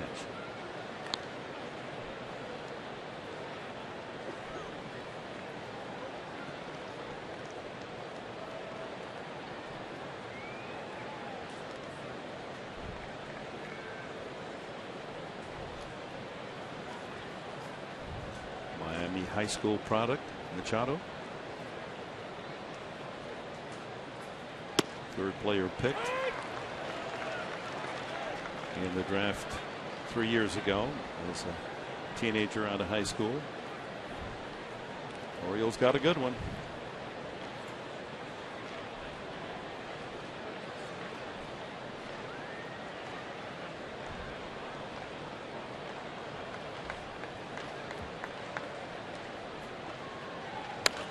Sharply hit right at Headley. He'll go the short way, and the inning is over.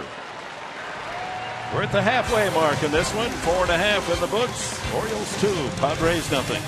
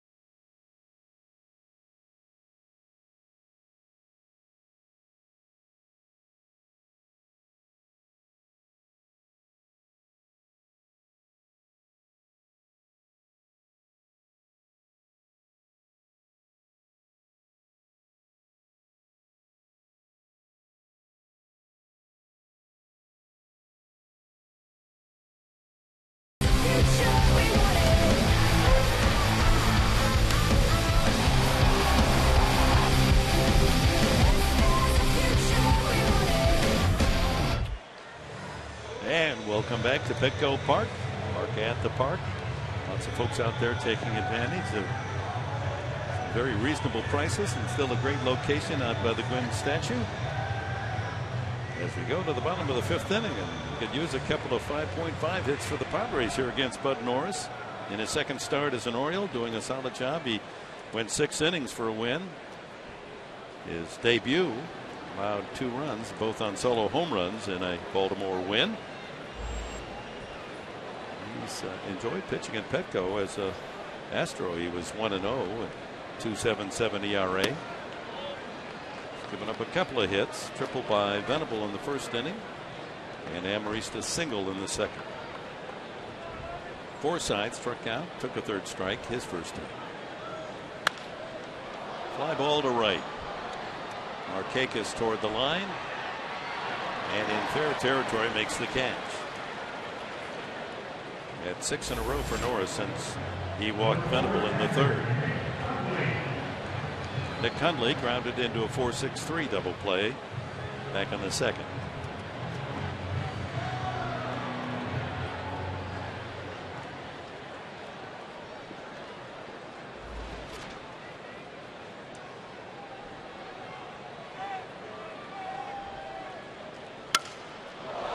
Broken bat shattered. The bat goes all the way to shortstop. The ball to 3rd, and they call him out, Hundley.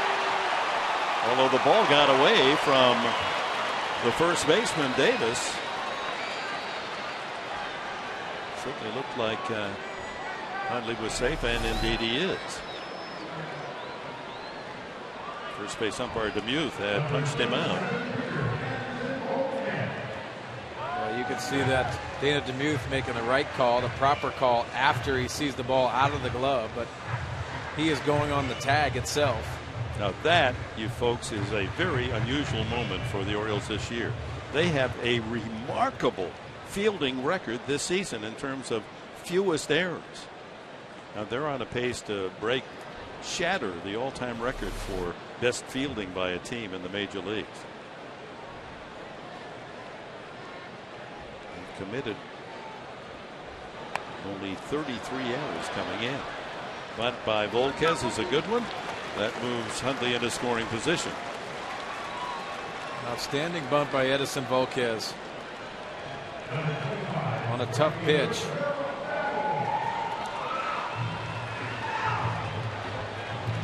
Get ready, fans, for Fox Sports 1, America's new 24-hour sports network.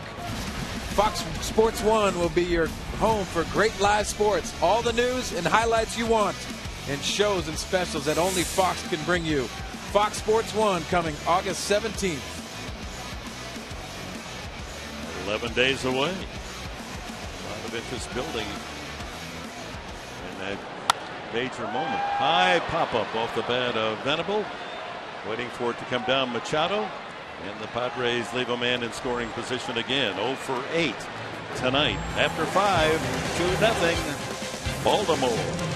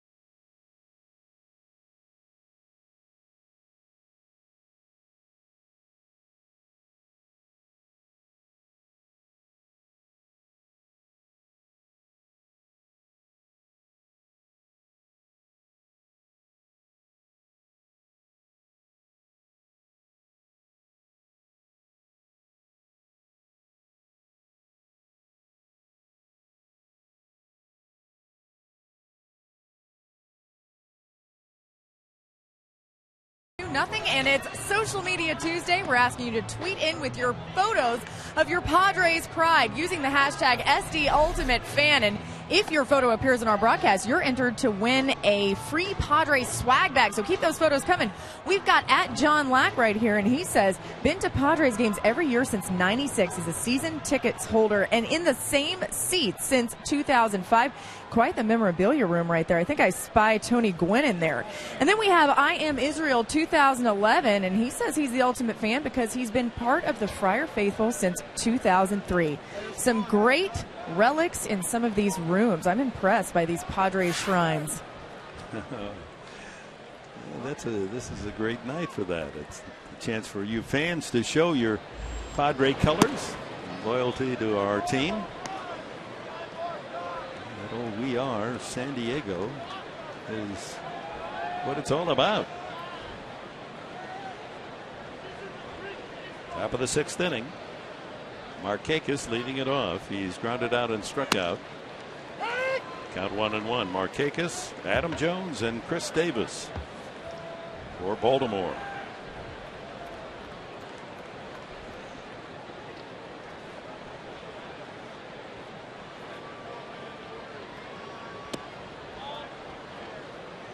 Curveball missing.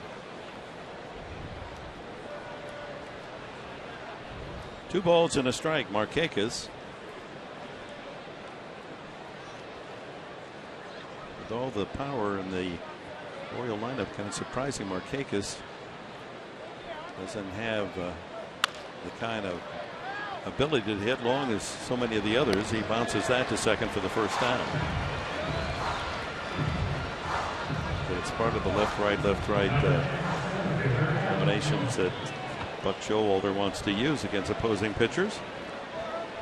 Well, Adam Jones, no question, the young man who attended Morris High School, had a chance to go to San Diego State, but the first-round pick, so he signed with the Mariners.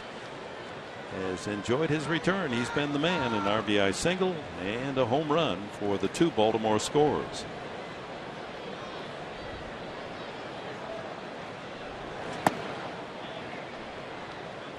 When we were in Baltimore, he says, now you be nice to me because my mama's watching back there in San Diego and she's going to take down everything you say.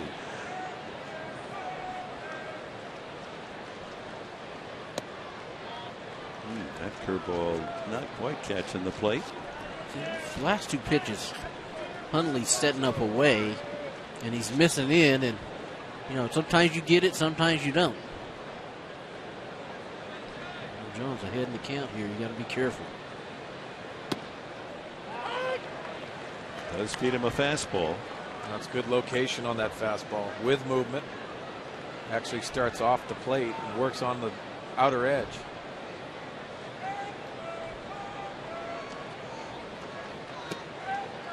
And 3 balls and a strike. 1 out here in the 6th inning.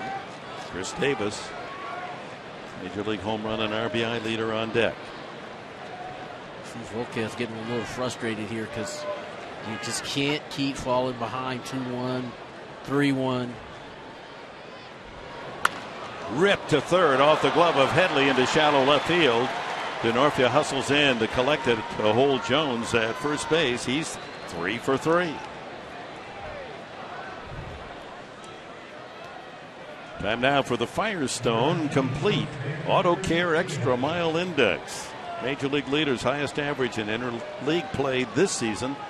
How about 5.15 for Chris Davis? Is that any good? I'll get it done. You bet. Cody Ross picking up big numbers, especially while he was at Fenway against Boston. Well, here's Davis. Infield hit and a strikeout tonight.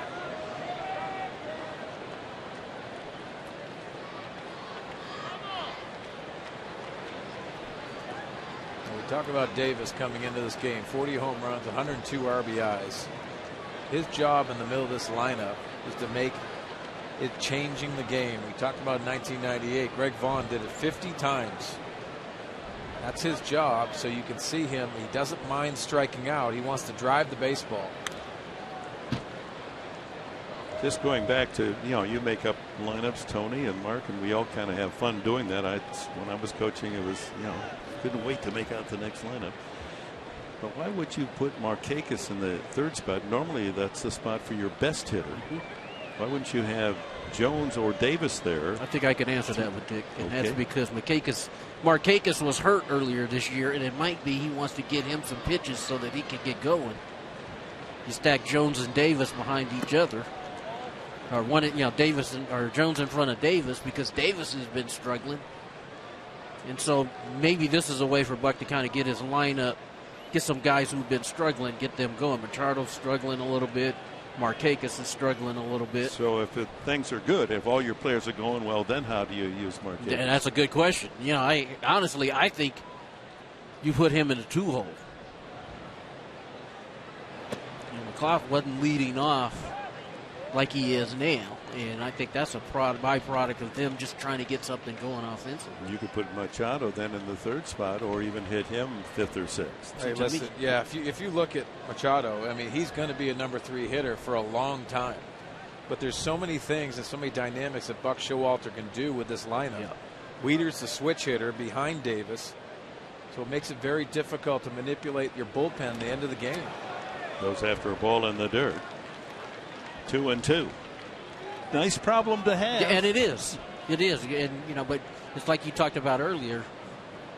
They've only won 4 of their last 12 games. So you're talking about a team that was 12, 13, 14 games over 500, and now starting to go in the other direction. He's got to get things kind of going back in a positive direction, because he's in the National League. He's in the American League East. You can't afford to lose 4 or 5 games in a row.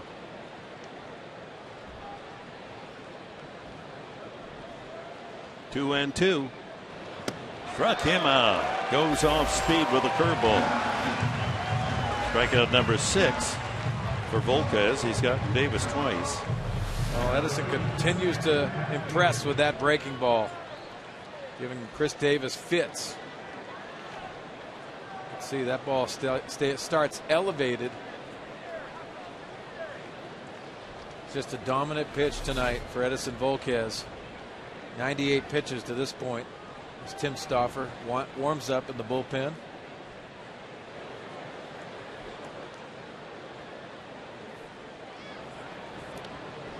Going back to the 2-game series in Baltimore, it's interesting. The lineup almost identical.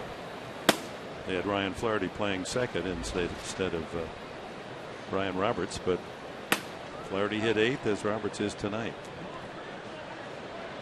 Wheaters long out to left center, and he struck out. I could be wrong, Dick. No, I'm not trying. I know you're not. I've been wrong before. It's just curious to me that Markakis, with the kind of talent here, doesn't seem to be the right guy for the 3rd spot. What do I know about hockey? No, I agree with you. I think you put your best guy in a 3-hole. And the way Machado is swinging the bat, Jones and Davis, they can take care of themselves. Ground ball foul. Oh, you hit second a lot, Tony. I mean, you like that position. I loved second. Why is that? Because it gives you do a lot of things. You can play hit and run. You can move the runners. You can pull a ball to get a guy over. You can drive it in. 2-hole was very intriguing to me, because as a guy with bat control, that's kind of where you want to be. But they did slot you in the 3rd spot. I did have to go to the 3-hole because really we didn't have anybody to hit 3rd, so I hit 3rd. But I hit 3rd more like a second hitter than a 3rd hitter. You didn't get caught up in trying to pull everything and hit home runs. Because again, as I've said before, I was punching Judy. Proud of it. Judy didn't get who are you working with now? Judy. Didn't get caught up in trying to be somebody I wasn't. I just tried to stick to my game. Great advice. Congratulations today on the date of 3,000 Judys. That's correct. Yeah. Yeah. Today's the day. August 6, 1999, into 3,000. I would have given anything for any of those punches and Judys. But you talk about the dynamic of lineups, and I think that speaks volumes too. You hitting second, you have to be able to be creative if you're a manager in this game, and who's hot, there's so many dynamics of a lineup, and try to protect certain guys. Certain guys deserve to be protected. You're right, and it's hard when you got a lot of young guys. 3-1 now to Wieters. On the inside corner, a running fastball. 1999. This day in baseball history. There's the base hit to right center field. 3,000 knocks for Tony Gwynn. 14 years. That's a long time. That's a lot of hits. Congratulations. I got to see a lot of those. Kerwin Daniel, the San Diego State Aztec, as the umpire. That's your mom's birthday, too. Yeah. Runner goes, and ball 4. Second walk for Volquez. He thought he had Wieters. So 2 on, 2 out here in the Baltimore 6th, and the hitter is J.J. Hardy. And 104 pitches now for Edinson Volquez. Darren Balsley out to offer him his advice. This could be his last inning. It would figure it will be for Volquez. I think you're right, Dick. You know, as Tim Stauffer continues to warm up, looks like he's ready. Credit Darren Balsley and Bud Black giving an opportunity for Edinson Volquez. He has grinded it out tonight. Constantly talking about giving your team an opportunity to win. There's been some RBI situations out there for the Padres. Yep. And he's done a nice job, especially with that breaking ball tonight. He's labored a little bit, but he's grinded a lot out tonight. To me, this is a typical start for him. You know, he's going to throw a lot of pitches, but he's going to keep you in the ball game. And usually when he's located, he's getting that breaking ball and changeup over the plate. You know, he's going to have some success. Hardy with walk and a strikeout.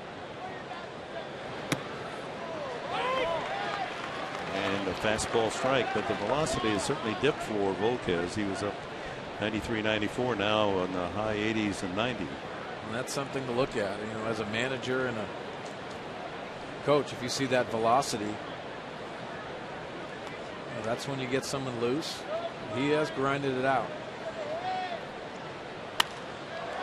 There's a hit now of Hardy, 2 strikes. His sole purpose right now is to get back in that dugout, his team an opportunity to try to get him a win in the bottom of the 6th.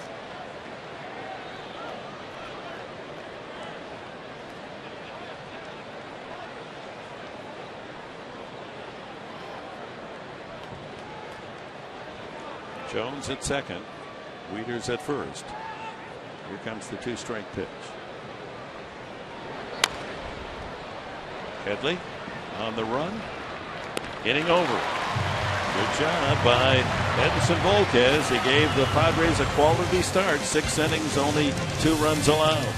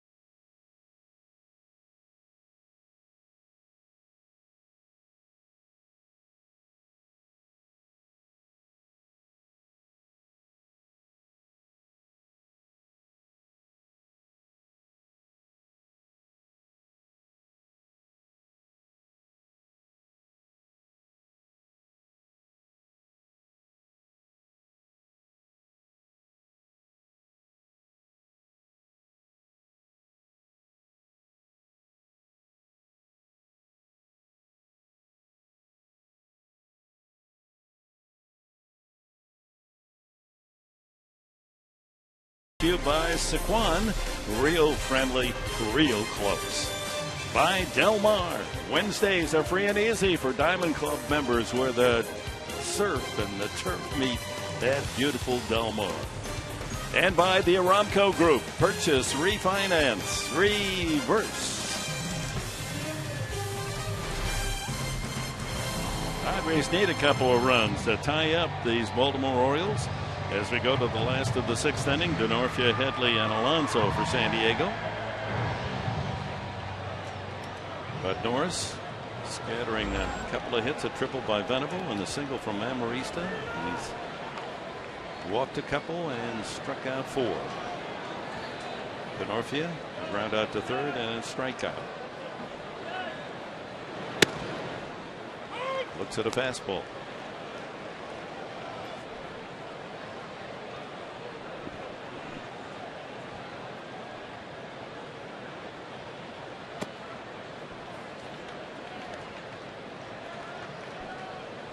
We talked about Bud Norris and why the Orioles acquired him. Only one start out of his 23. Has he not gone at least 5 innings? That's impressive.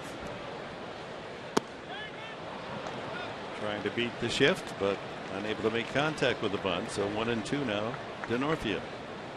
It's like the Padre hitters all night long have been off balance with that fastball slider mix here. Norris's slider is a little short slider. Not a real big breaker, but the Padre hitters just not taking a real good hack at it. You know there's probably a deception. Chase Headley already talked about it. Comes out of his hands very well and has that sneakiness to it on the fastball, but the slider must be hard to pick up. You can see some awkward swings by the Padres. Line to right center field. That's going to fall for a base hit. Denorfia leads off the sixth inning, and that'll bring the tying run to the plate. First time tonight he got one up. Looked like a slider. It's up in the zone. Oh, that makes a difference. And yeah, Denorfia does a nice job just fighting this ball off into right center field.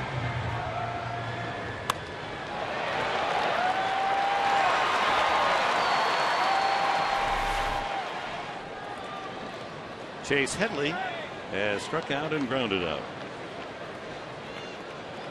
Well, Chase is due for a blast. That's a base hit. Denorfia turns and holds. So the Padres with back-to-back singles to open the sixth inning. That brings up cleanup hitter yonder, Alonso. That's got to feel good for Chase Headley. And you take a look at the location of this fastball. Getting on top of that fastball. Watch how it frees on contact. Perfect swing right down there. You can see that balance and driving his hands through the baseball. Nice swing by Chase. Good sound too. And that ball was up too. Well, the Padres with no one out have the tying run aboard, carried by Headley. Denorfia 90 feet in front of him. They need that base knock with a man in scoring position. 0 for 8 tonight. Alonso is grounded out and lined to left.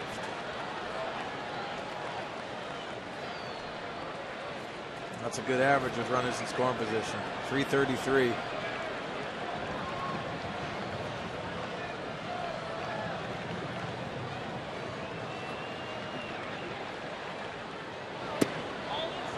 Ooh. Didn't go.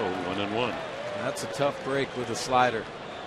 And a good take by Yonder. Yeah, that little short slider. From a hitter's perspective, it must look like a fastball. Well, this is the story of the game tonight. 1 for 4 for Baltimore. 0 for 8.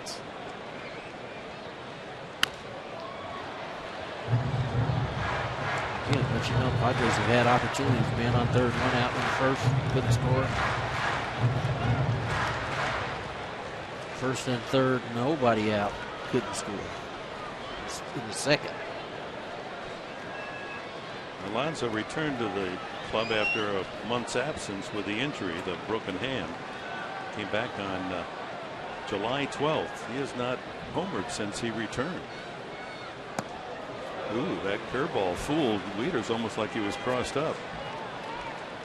2-2 the count. So talk about a long ball overdue. Alonso with 6 home runs before the injury. And now nearly 4 weeks later after returning from the disabled list, still looking for that 7th homer. Well, Dick, I know the chicks dig the long ball, but for Yonder Alonso, I love doubles in the gap. Ground ball into right field under the diving try of Davis. Here comes Denorfia to score. It's 2-1. 4 singles to right.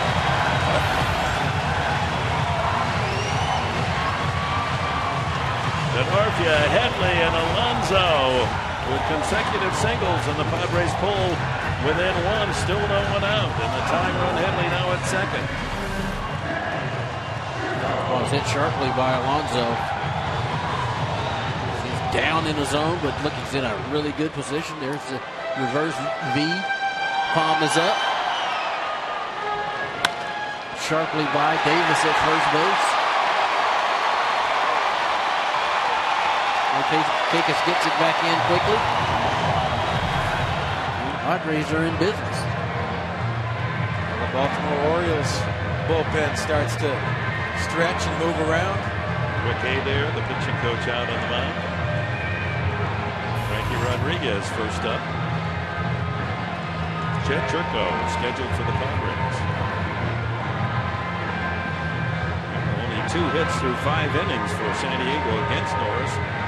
But Denorfia gets them in a hitting mood here in the 6th with his line single to open the inning, and then Headley and Alonso follow with base knots, and it's a 2-1 game. The Padre offense has laid the groundwork all night. 87 pitches to this point for Bud Norris. Now they have to capitalize on more of these mistakes. Turco with a good swing. Slider hit up in his zone. Chadwick walk on a ground out. Deep third base, Machado making a good play the last time.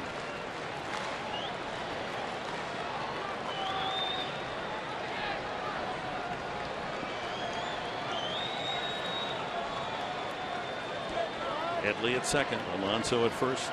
No one out. Way away. Slider outside, a ball and a strike. See Bud Norris getting underneath the baseball, pulling that slider. Amarista to follow here in the Padres 6th.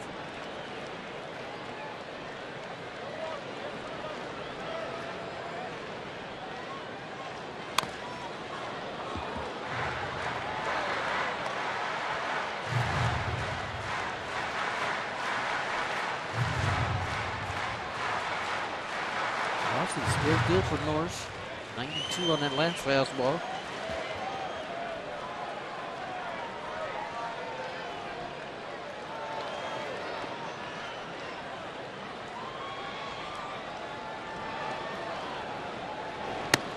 Right down the middle. Another call, 3rd strike for Bud Norris. Fastball catches Jerko looking.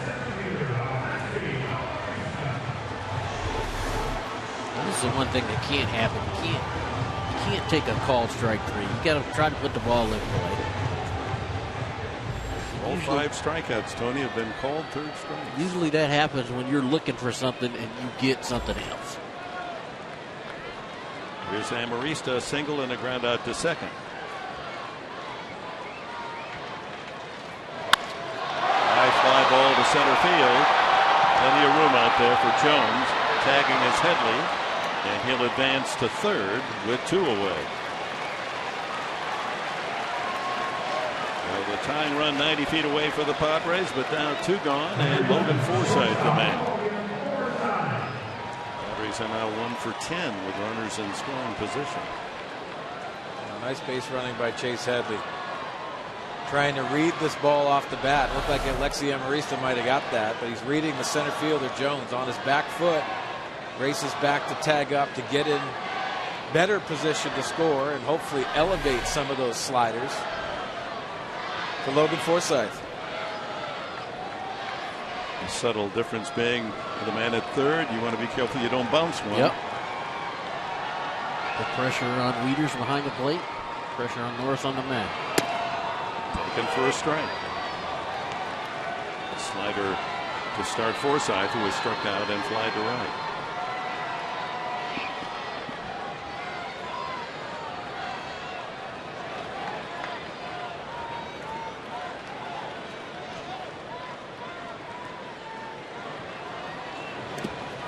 There it is in the dirt, and that will advance the runner to second. Alonso, heady base running by Yonder, so that ball skipped away and took the extra 90 feet. Well, consistently doing the little things in the game of baseball, and you got to look for a ball in the dirt.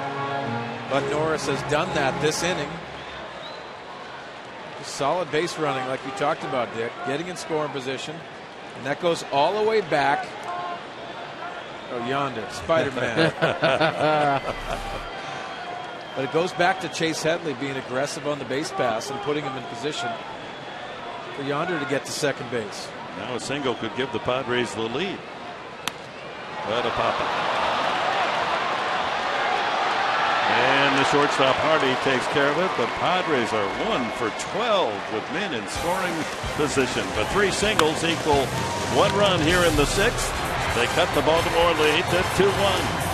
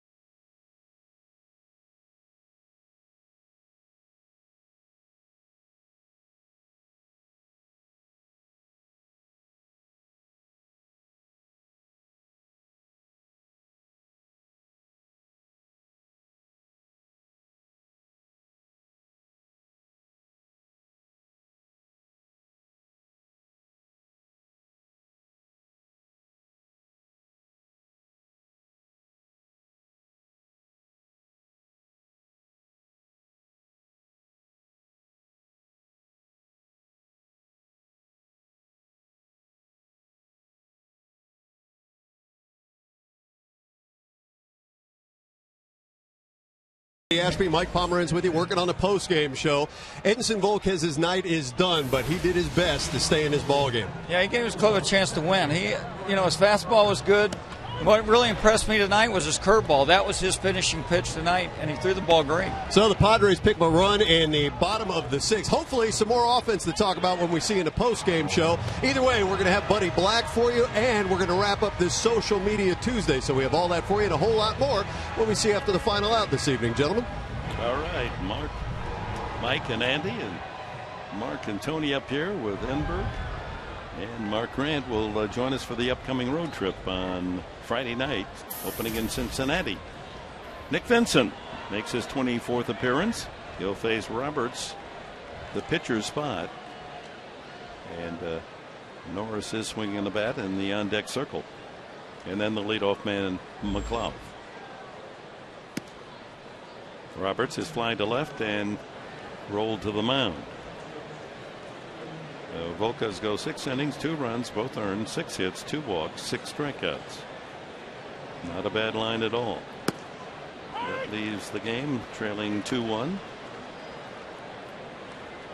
As Mr. Adam Jones, a cleanup hitter for the Orioles from San Diego, has a couple of singles and a home run to give the Orioles a 2-1 lead. Fly ball to left. Denorfia positioned well for the first out.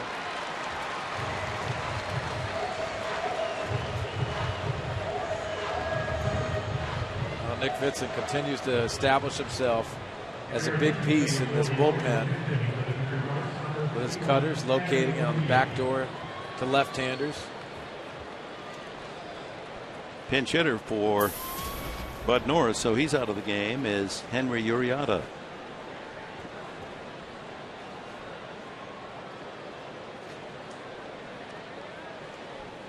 Cuban with a good bat. Lanky comes out swinging.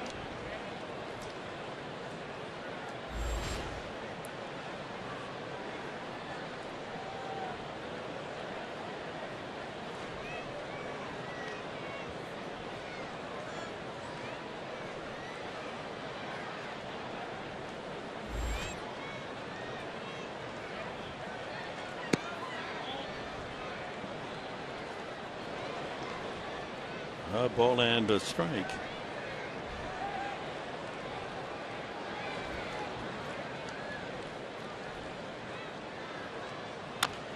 And smothered at the plate. That cutter is devastating. That velocity, 88 on that cutter.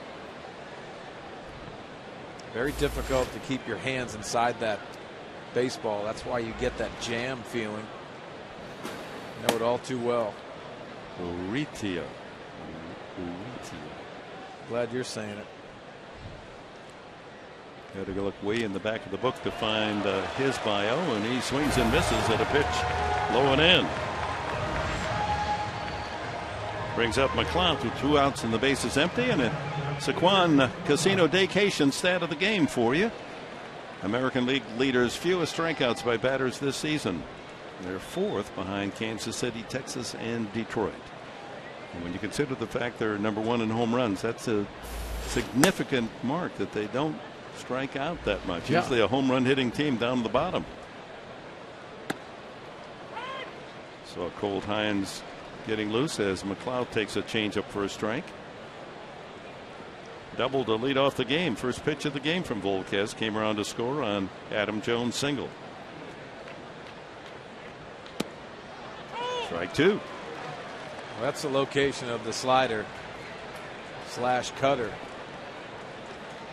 And that's a difference maker if you can work both sides of the plate with movement. If you're a hitter, you got to choose.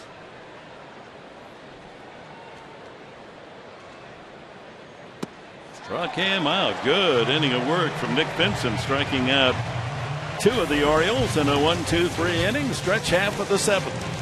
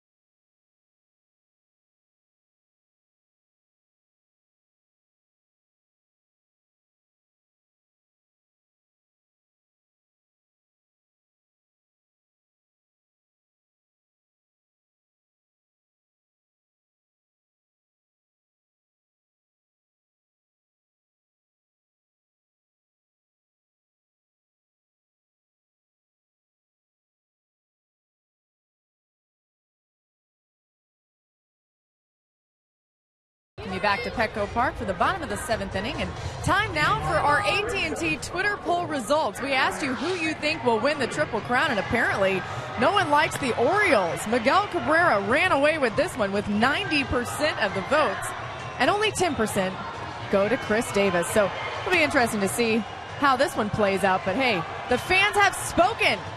and they go with Miguel Cabrera. Oh, he's got one on his resume already.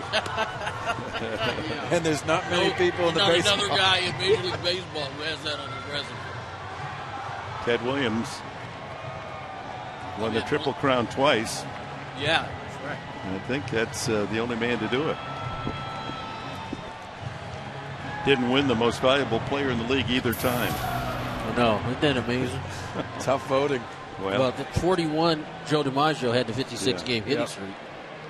But he also had writers that voted him last 10, or not even one out of the top 10. It makes it kind of tough to win.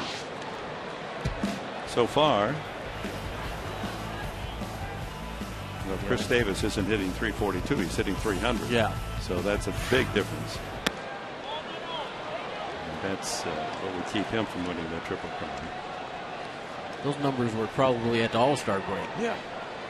Jesus Guzman will bat for the pitcher Vincent as Nick Hundley leads off the 7th inning against Tommy Hunter.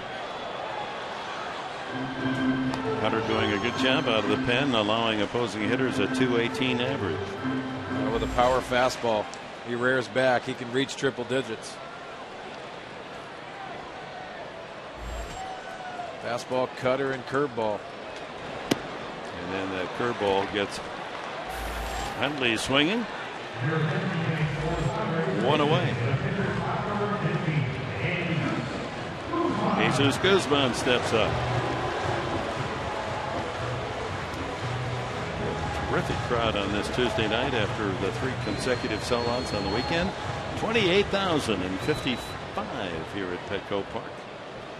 Hope to see you tomorrow afternoon, a 12:40 game, 12 o'clock here on Fox Sports San Diego. Eric Stoltz against Miguel Gonzalez, the final game of the homestand.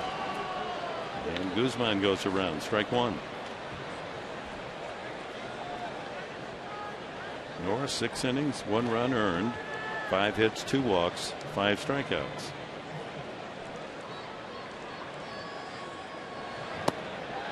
Another breaking ball and another swing and a miss.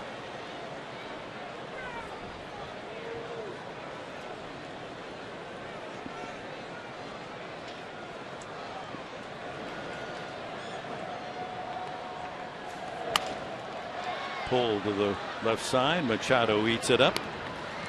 2 away. This copyrighted telecast is presented by the authority of the San Diego Padres and may not be reproduced or retransmitted in any form, and the accounts and descriptions of this game may not be disseminated without the express written consent of the San Diego Padres. Thank you, Mark Sweeney. And Tommy Hunter with 2 quick outs goes to the top of the order. Will Venable, triple, a walk, and a pop-up.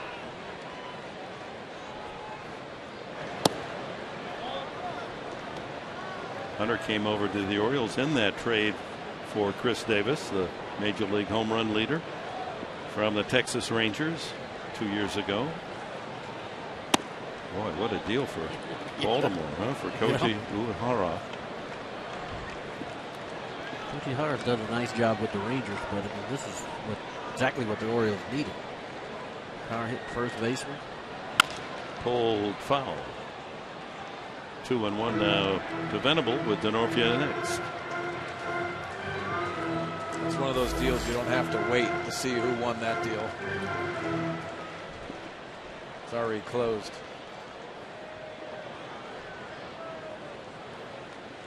Will Venable. Padres need a run to tie, trailing 2-1 here in the home half of the 7th inning. 3 balls and a strike. Fastball pitcher Hunter throwing a lot of breaking pitches. There goes the infield, shifting over to dead pull now.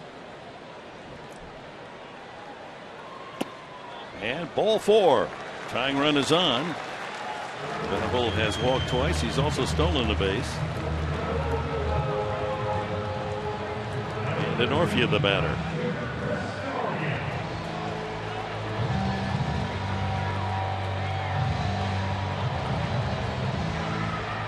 Denorfia led off the last inning with a single, came around to score the Padre run on singles by Headley and Alonso.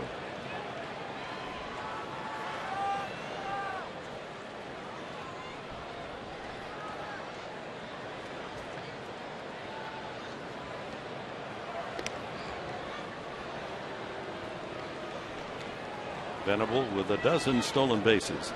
You see Will Venable asking Dave Roberts, trying to process some information about Tommy Hunter.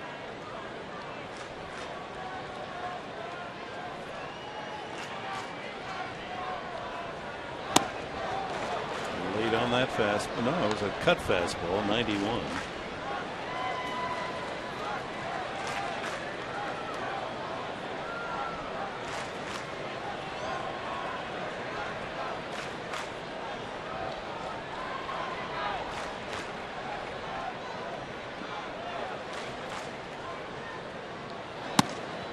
Up and in, 94 on that one, 1-1.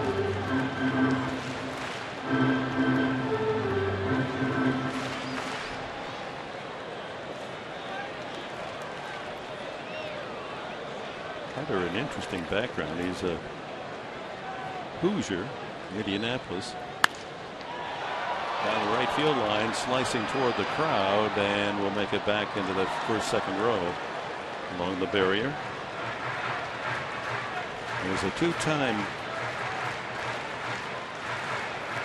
judo champion.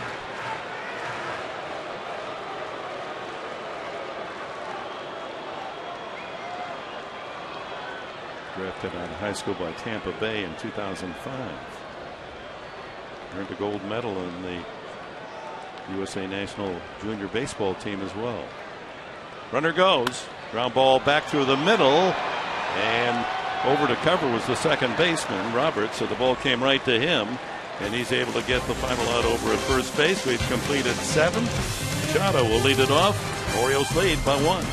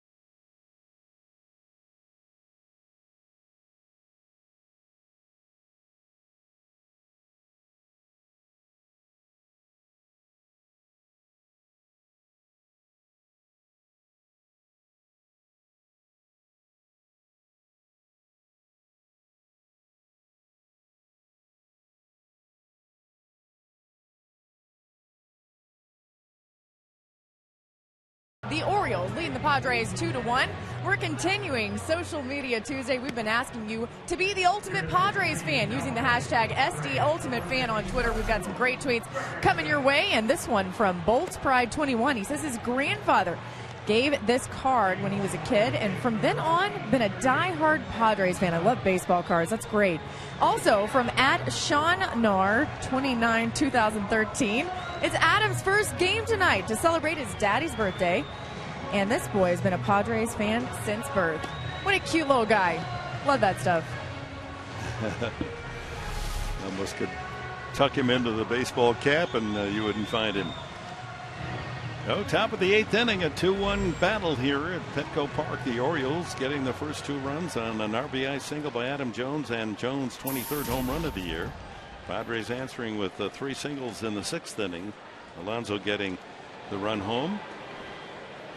And now Luke Gregerson trying to hold the O attack. O for Orioles and O for offense this year. Machado, Markakis, and Jones to hit. First pitch strike. Fastball outside corner. Machado is fouled out, lined out, and grounded to third base. Goes after the slider. That thing breaks a lot.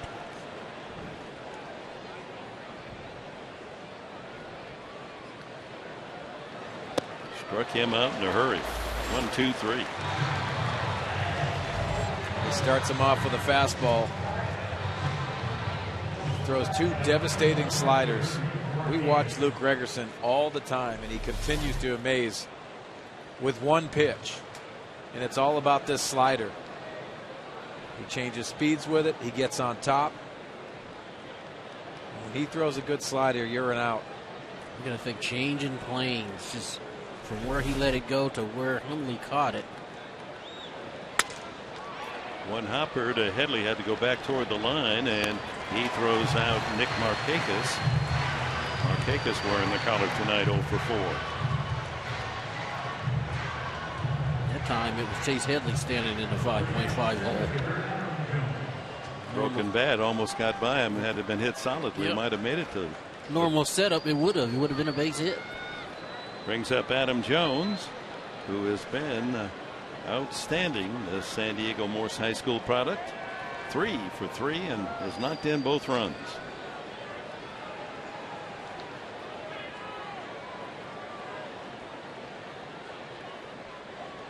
Let's see how Gregerson deals with Jones. Starts him with a fastball. Well, you have to come up there thinking you're going to get a basket full of sliders, so he gets you off balance with that first pitch fastball. That one flipped foul. 2 strikes quickly on Jones. Well, what usually happens is the hitting coach goes to his charts, his scouting reports, talks to the hitters and tells them what they have. Well, it's an easy scenario. Probably 90% of the time, maybe even 95% of the time, you're getting the slider by Luke Gregerson. But you can see that he starts it out as a strike so many times, and it gets out of the strike zone. Very difficult to hold off because of his deception in his delivery and also the way he holds it. He adds a little bit to some. He also subtracts with the velocity. Luke Gregerson knows all about sliders. There's another, but it's grounded up the middle for a base hit, and Jones a 4 for 4 night. Hits have been hard to come by for both sides except for Adam Jones. 4 of the Orioles' 7 base hits.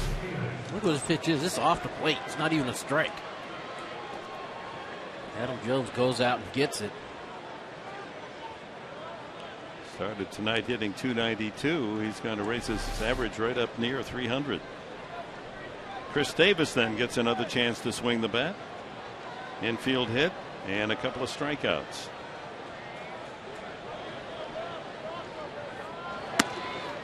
Slider inside.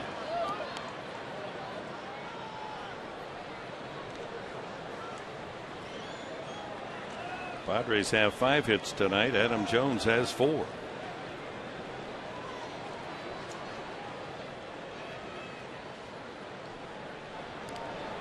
Good pick by Alonso.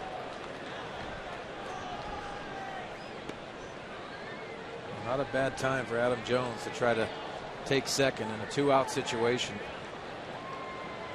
It looked like he was leaning a little bit, and that was a nice pick by Alonso. 9 steals for Adam Jones on the year.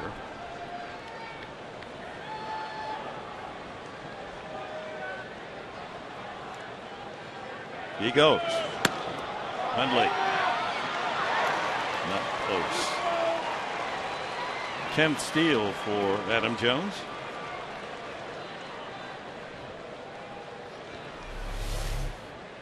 A good jump by Adam Jones. A situation where we've already discussed Luke Gregerson likes to throw that slider. That's his strength. For Luke, it's all about trying to get an out. Adam Jones didn't waste any time. He tried to get himself in scoring position as quickly as he could. Give Chris Davis a chance to drive him in. Switch hitting catcher Wieters on deck, and the off speed has him way out in front. Our changeup. Luke doesn't throw a lot of those. 70 miles an hour on that pitch. Well, 40 home runs and 102 RBIs. they'll create ways of trying to add a little deception. Not just going to go your standard fastball slider. He's going to try to do something else. And you come back and say, I told you, you thought he was throwing a slider. Threw me a changeup. Line to right field. If fair, it's trouble. It's fair into the corner, and here comes the third run as Jones comes around to score on Chris Davis's double. That's a big run for the Orioles. 3-1 the score.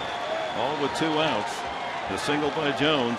He steals second and comes home on Davis's 103rd RBI of the year. That ball's down and in. Not a bad pitch again by Luke Gregerson, but Chris Davis liking that ball down and in. He wasn't sure where that ball went off the bat, but he hooks it down the line in the corner for a double. It's quite a partnership in that middle of the Oriole order. Number 4 hitter Jones, number 5 Davis, each with an RBI tonight, which means that this year they've done it again. Davis 56 and Jones 51 times this season have had at least 1 RBI. Fly ball off the bat of Wieters into shallow right, and Venable coming in to grab it, but damage done. Jones single, stolen base, Davis a double, and it's 3-1 for the visitors.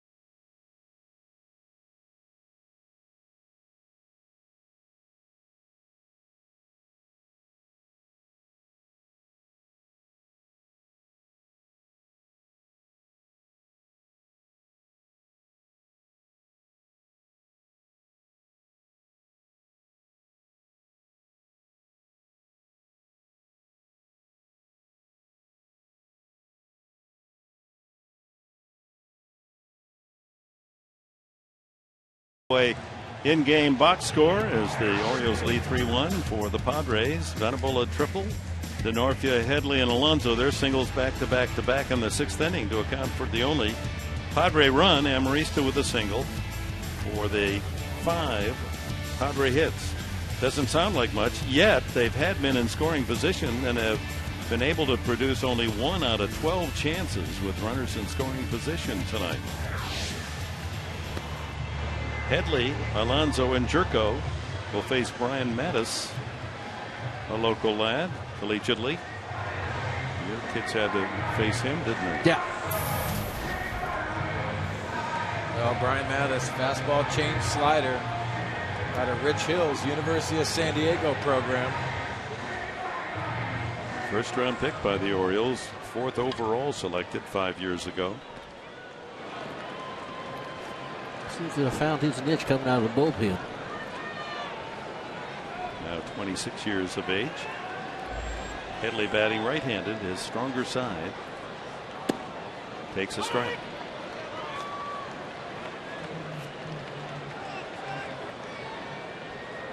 Starts Headley with a changeup.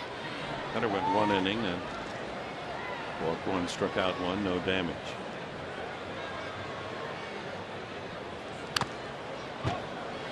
Oh, 2 on Headley. Orioles, when they lead after 7 innings, are 50-5 this year.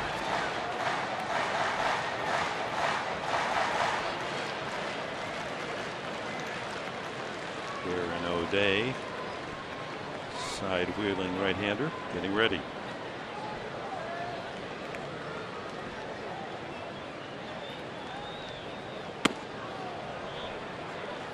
On that miss. Tim Stauffer, he's well warmed up. Willie Blair, the bullpen coach, going over the scenarios. Who's up? The scouting reports. How you're going to attack each hitter. You see the bullpen coaches with clipboards. They understand how they're going to attack at the end of the game. There's the clipboard right there.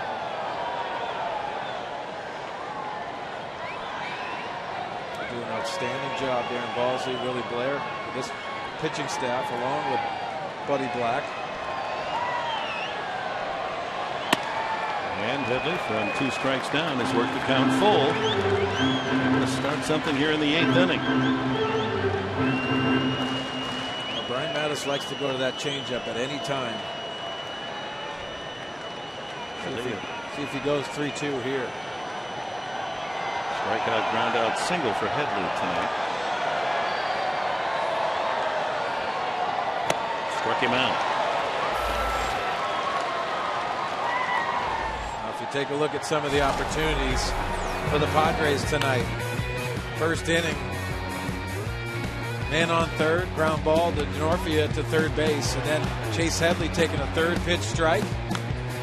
And then a weak ground ball to first base on Yonder Alonso and a pitch away. Venable had led off the inning with a triple, so unable to get a run home. And then the second inning, the same. They had first and third with no one out. Bentley into a double play to end the inning.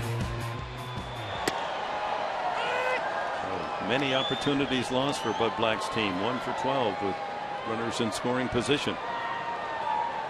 Alonso has grounded out line to left and singled in the Padre run in the 6th inning. His 40th RBI.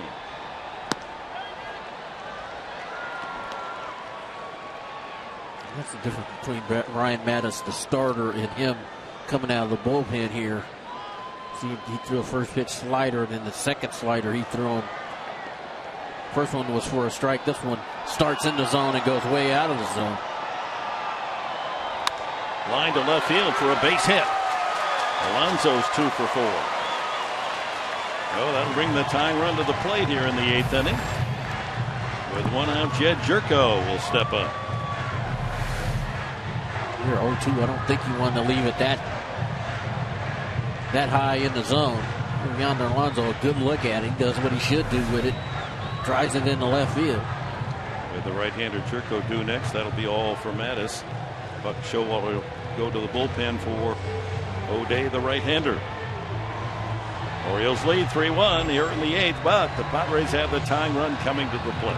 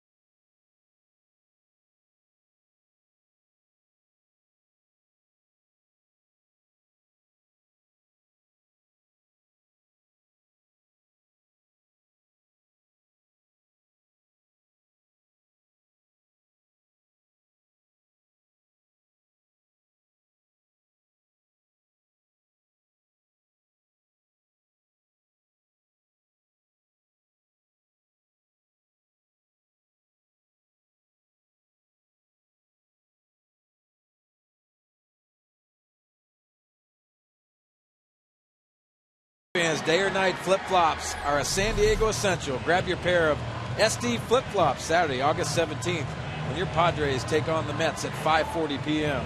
The first 25,000 fans will take home a pair of SD flip-flops presented by Scripps Health. Get your tickets today at Padres.com. Yeah, that's a nice giveaway item and so appropriate for our community. Fans here enjoying the action. 28,055 tonight. O'Day comes in with 1 on, 1 out in a 3-1 ball game. O'Day is 5-1 in relief. Tough guy to hit. .227 batting average against. Gives you a different look. Comes side wheeling by way of third base. Yeah, submarine approach. Setup man with fastball slider combo, especially to the right-handers. He'll upshoot that fastball late. Little slider in there for a strike to start out Jerko, who has walked, grounded out, and struck out. Well, Buck Showalter likes those different sets, different angles. 3 lefties out of the pen, sidearm righty. It's all about matchups late in the game. Ground ball nicely gloved by O'Day. Goes to second for 1 and back to first, a double play. 1-6-3. And O'Day takes care of business on 2 pitches.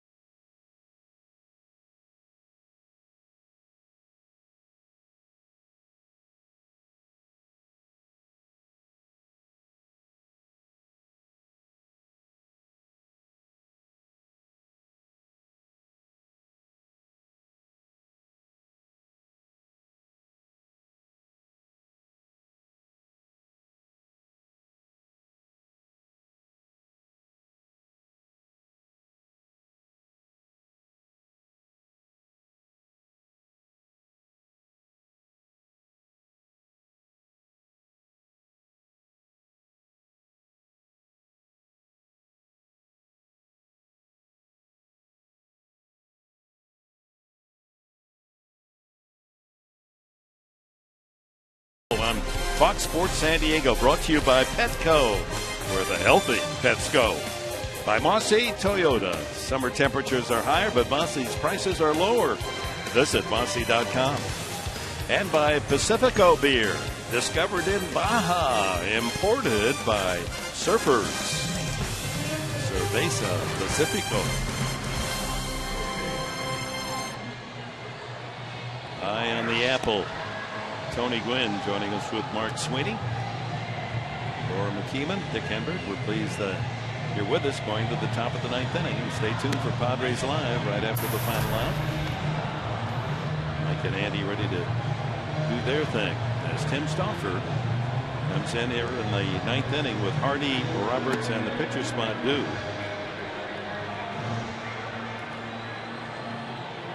3-1, Baltimore's lead. Adam Jones night, almost as if Petco should have out the welcome sign to a high schooler here in San Diego has returned to play his first games at Petco, and tonight and tomorrow, and at 4 for 4 night for Jones. So figured in all 3 runs. J.J. Hardy will walk in a couple outs, a strikeout and a ground out. Stauffer starts in with a 91-mile-an-hour fastball. You know, Tim Stauffer has picked up some velocity on his fastball. Well, he's done a nice job out of the pen. It's about movement, not necessarily velocity, but changing speeds like that. And slider. 2 strikes on Hardy.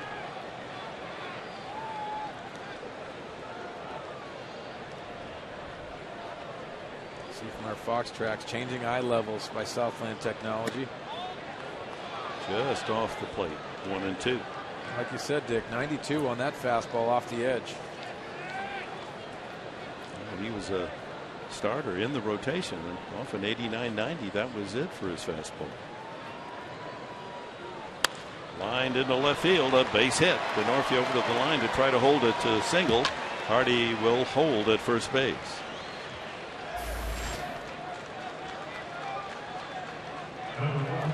Ninth hit for the Orioles tonight. Got a little change up here. See Hardy out in front. Split finger is what that is. Hardy out in front, just kind of throwing the barrel at it. Ryan Roberts flied twice to left and grounded to the mound. Ryan Flaherty, infielder, is on deck. Sometimes you got to give credit where credit's due. I think the Orioles have done a nice job on some pitchers' pitches tonight. Yep. Against Edison Volquez. We talked about Adam Jones's night, but he hit a couple out of the strike zone. That's when you give the opposition credit for putting the barrel on the baseball. Base hit that drove in the first one. Adam Jones went out of the strike zone. The home run was a changeup that he stayed back on nicely, hit it out of the ballpark. And Chris Davis hit an inside slider that really wasn't a strike, but somehow he got to it and kept it fair.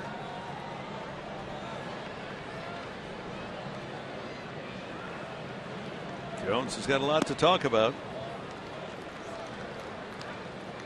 For the Padres, they're going to talk about the first and second inning where they had guys opportunities to score and they just didn't get it done. First inning, Venable triple leading off, couldn't get him home. First and third, a walk, Jerko, single Amarista. First and third, no one out in the second. And a strikeout, Forsythe and Headley, a ground ball double play. And guys, let's be honest. I mean, when you get to a point where you're giving yourself opportunities, that's about expecting to win and hoping to win. You know, if you're successful in these situations, like we talked about where the Padres have struggled tonight, they're going to get to that next level as a ball club. They've done some nice things. It's about consistency in those situations. There's a simple word for it. It's about execution. You got to execute. Man on third, nobody out. Somebody's got to get that guy in. First and third, nobody out. Somebody's got to get that guy in. And they know that. You know, they don't need. Well, you can get those two runs in on outs. Exactly, and it's a different game. Runner goes, fouled away. Well, why it's difficult tonight, because you saw some strike threes called. And like you alluded to earlier, Tony, I mean, especially those fastballs that are taken. Now, listen, there's a lot of talent in this league that try to make you look bad. Exactly. And I've been in those situations, Tony, you have. I mean, it's a very difficult game. Yep. It's a whole lot easier sitting up here. It is. But everyone that's played this game before will tell you, you have to hit off the fastball. Runner goes again, ball four. So Stauffer in trouble. Leadoff single Hardy and a walk now to Roberts.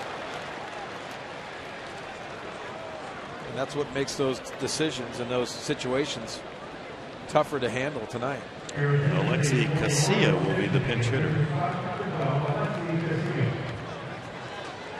See how Buck Showalter plays it with a 2-run lead here in the top of the ninth. You go back to your point made earlier, Tony, that sometimes in those situations, if you want to get that run home, you're not thinking about trying to hit the ball out of the ballpark. Right. You're trying to wait, get yourself a good swing, go the opposite field. They're giving you the run over there. The second baseman's back. And it's hard to do. It is. It's, you know, sometimes you almost have to be defensive at the plate. You know, you have to be willing to take whatever he gives you just to put it in play to get the job done. Padres think Casilla's up there to bunt, and he is going to accommodate them. Headley's going to go back to third with shortstop Forsythe covering. Well done. They had the wheel play on. It works perfectly.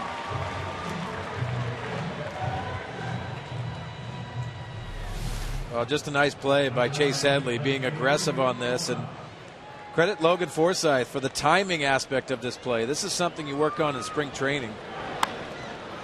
But with the bunt to third base, you hear the call by Nick Hundley. Logan Forsythe in the right spot. Normally, that's not the defense you get to use when they usually.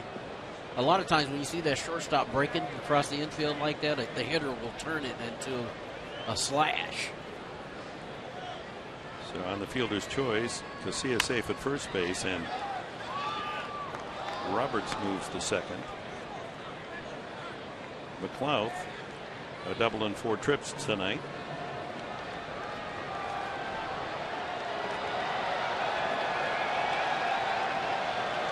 For Tim Stauffer, he's got to work for that ground ball. Hopefully get a double play in this situation. Give his team an opportunity to snatch one. Got to keep an eye on Roberts here at second base, because he will try to steal third. The closer, Johnson, getting loose. Jim Johnson leads the majors, 38 saves.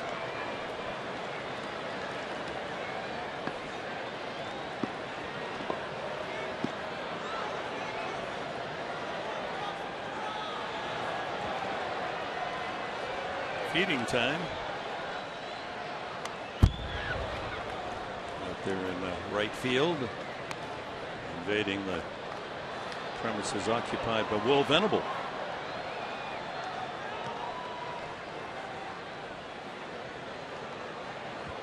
They are smart customers, those Seagulls, especially our San Diego Seagulls. Maybe, I know they pass all the SATs. I mean, they know how to steal food. You better watch your hot dog.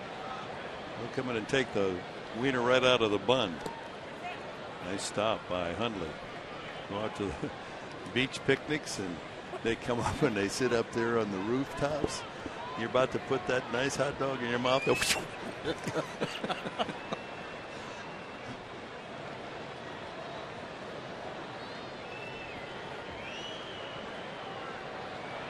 balls, 2 strikes. McLeod. Fans are reacting to the Seagulls. Now they've got a couple of them out there in right field.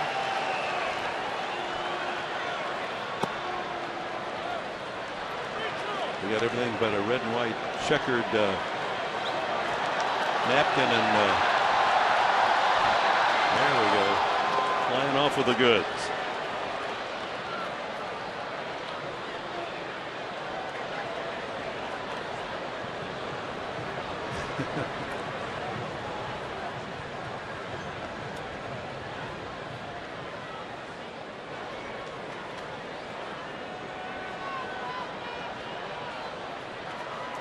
So full count, 2 on, 1 out.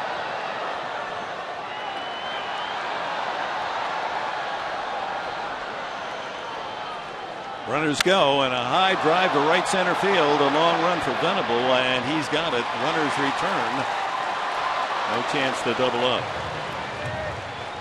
Didn't quite get that one on the sweet part of the bat. So 2 out. And Machado's the hitter.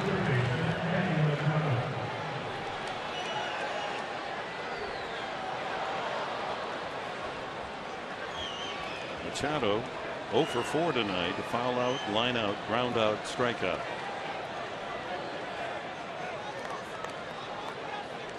Left his average down a couple of points to 294.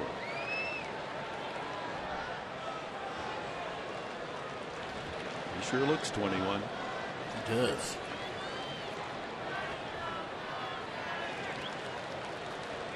Nice alliteration to that name, Manny Machado.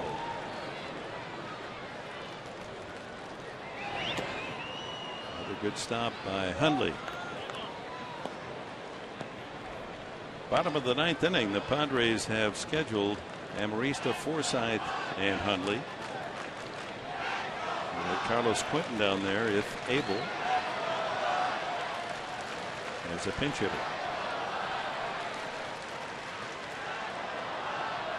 And Kotze as well. It looks as if they'll be facing the right-hander Johnson for Baltimore. Line to right. Venable comes in and has to play it on a hop. Here comes a runner to the plate. He will score, and it's a 4-1 game as Roberts comes around, running all the way with 2 outs on that soft single to right off the bat of Machado. 53 RBIs for Machado. Wasn't hit all that great. Right off the end. Machado's going to hit this ball right off the end of the bat. Puts it in that perfect slide between Jerko and Venable for a base hit.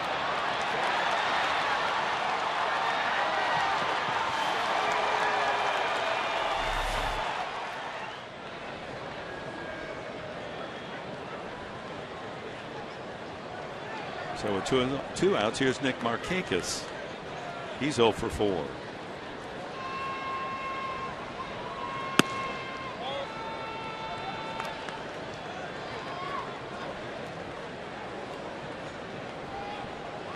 So a 2-1 game, but the Orioles had a run in the 8th off Gregerson, and now a run here in the 9th over Stauffer. Both times with 2 out.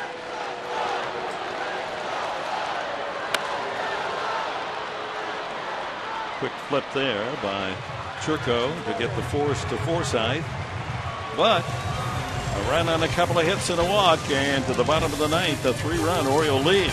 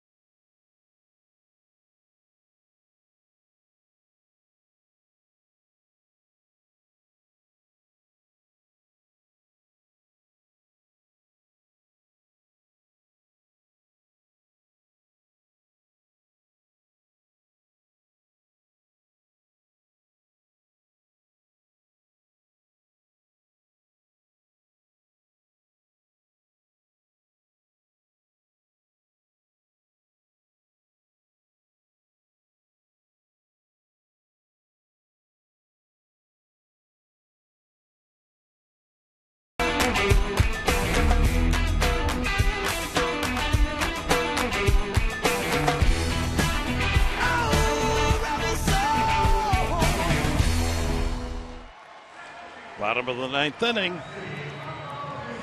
And on comes Jim Johnson, JJ, who led the major leagues last year with 51 saves, this rubber-armed right-hander, and he leads again this year with 38.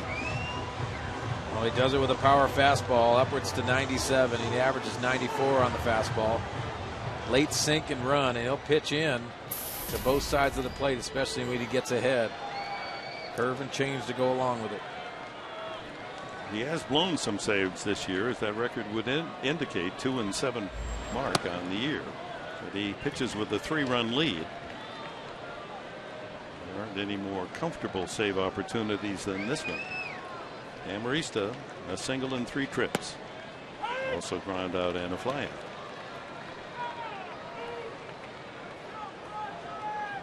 Johnson is 30. Picked by the Orioles 12 years ago in the 5th round. High fly ball, shallow in center. Jones camped under it for the first out.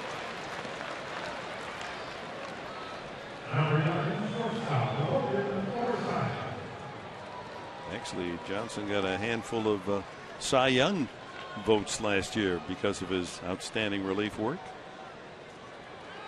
David Price of the Rays edged out Justin Verlander by just 5 votes last year, 153 to 149. And Jim Johnson picked up some recognition with 5 voters giving him a point.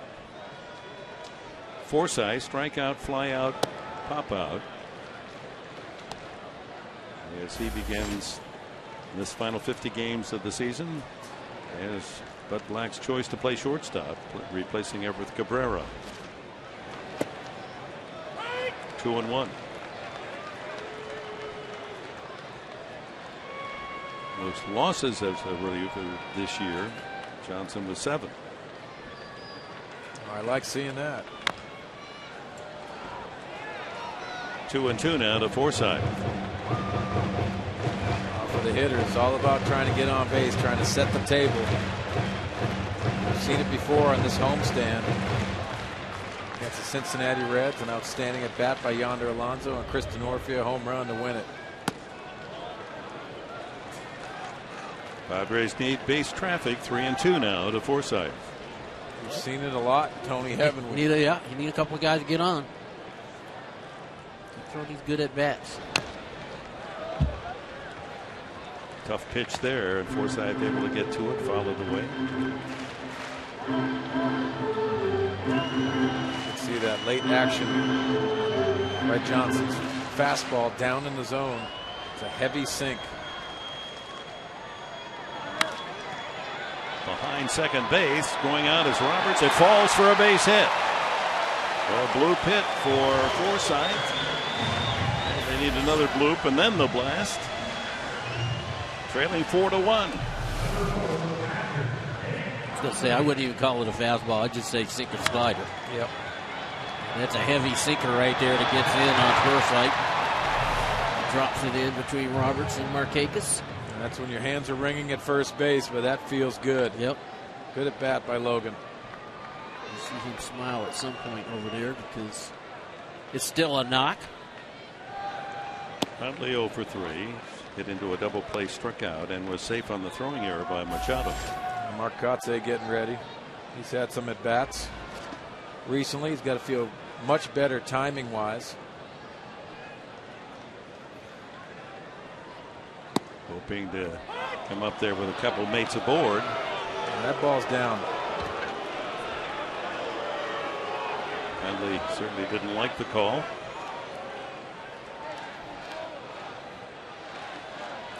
Big hole on that right side with the first baseman Davis holding on Forsythe.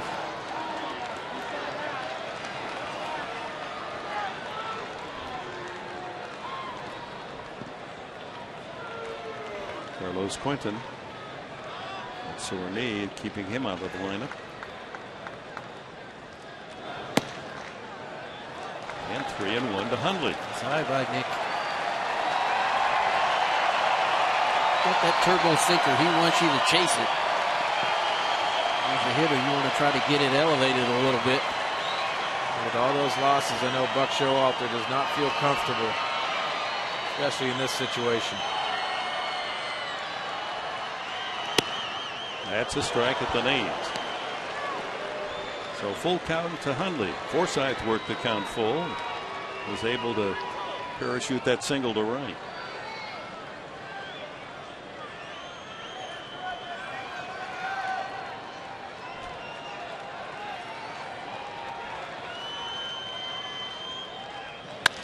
Ground ball to short. Room service double play ball. 6-4-3, and the ball game is over.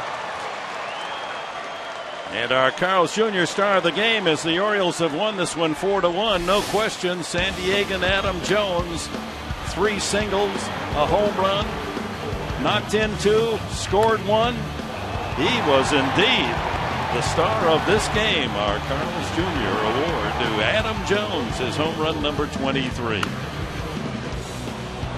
4 for 4. And the Orioles have won the first of these 2 games 4-1. Let's go to Mike Pomerantz. Well, Dick, coming up in a post-game show, we're going to talk about Adam Jones's night. Also, we'll recap Social Media Tuesday. You're going to hear from the manager, Buddy Black, and Josh Burns, the Padres GM, talks about the loss of Everett Cabrera.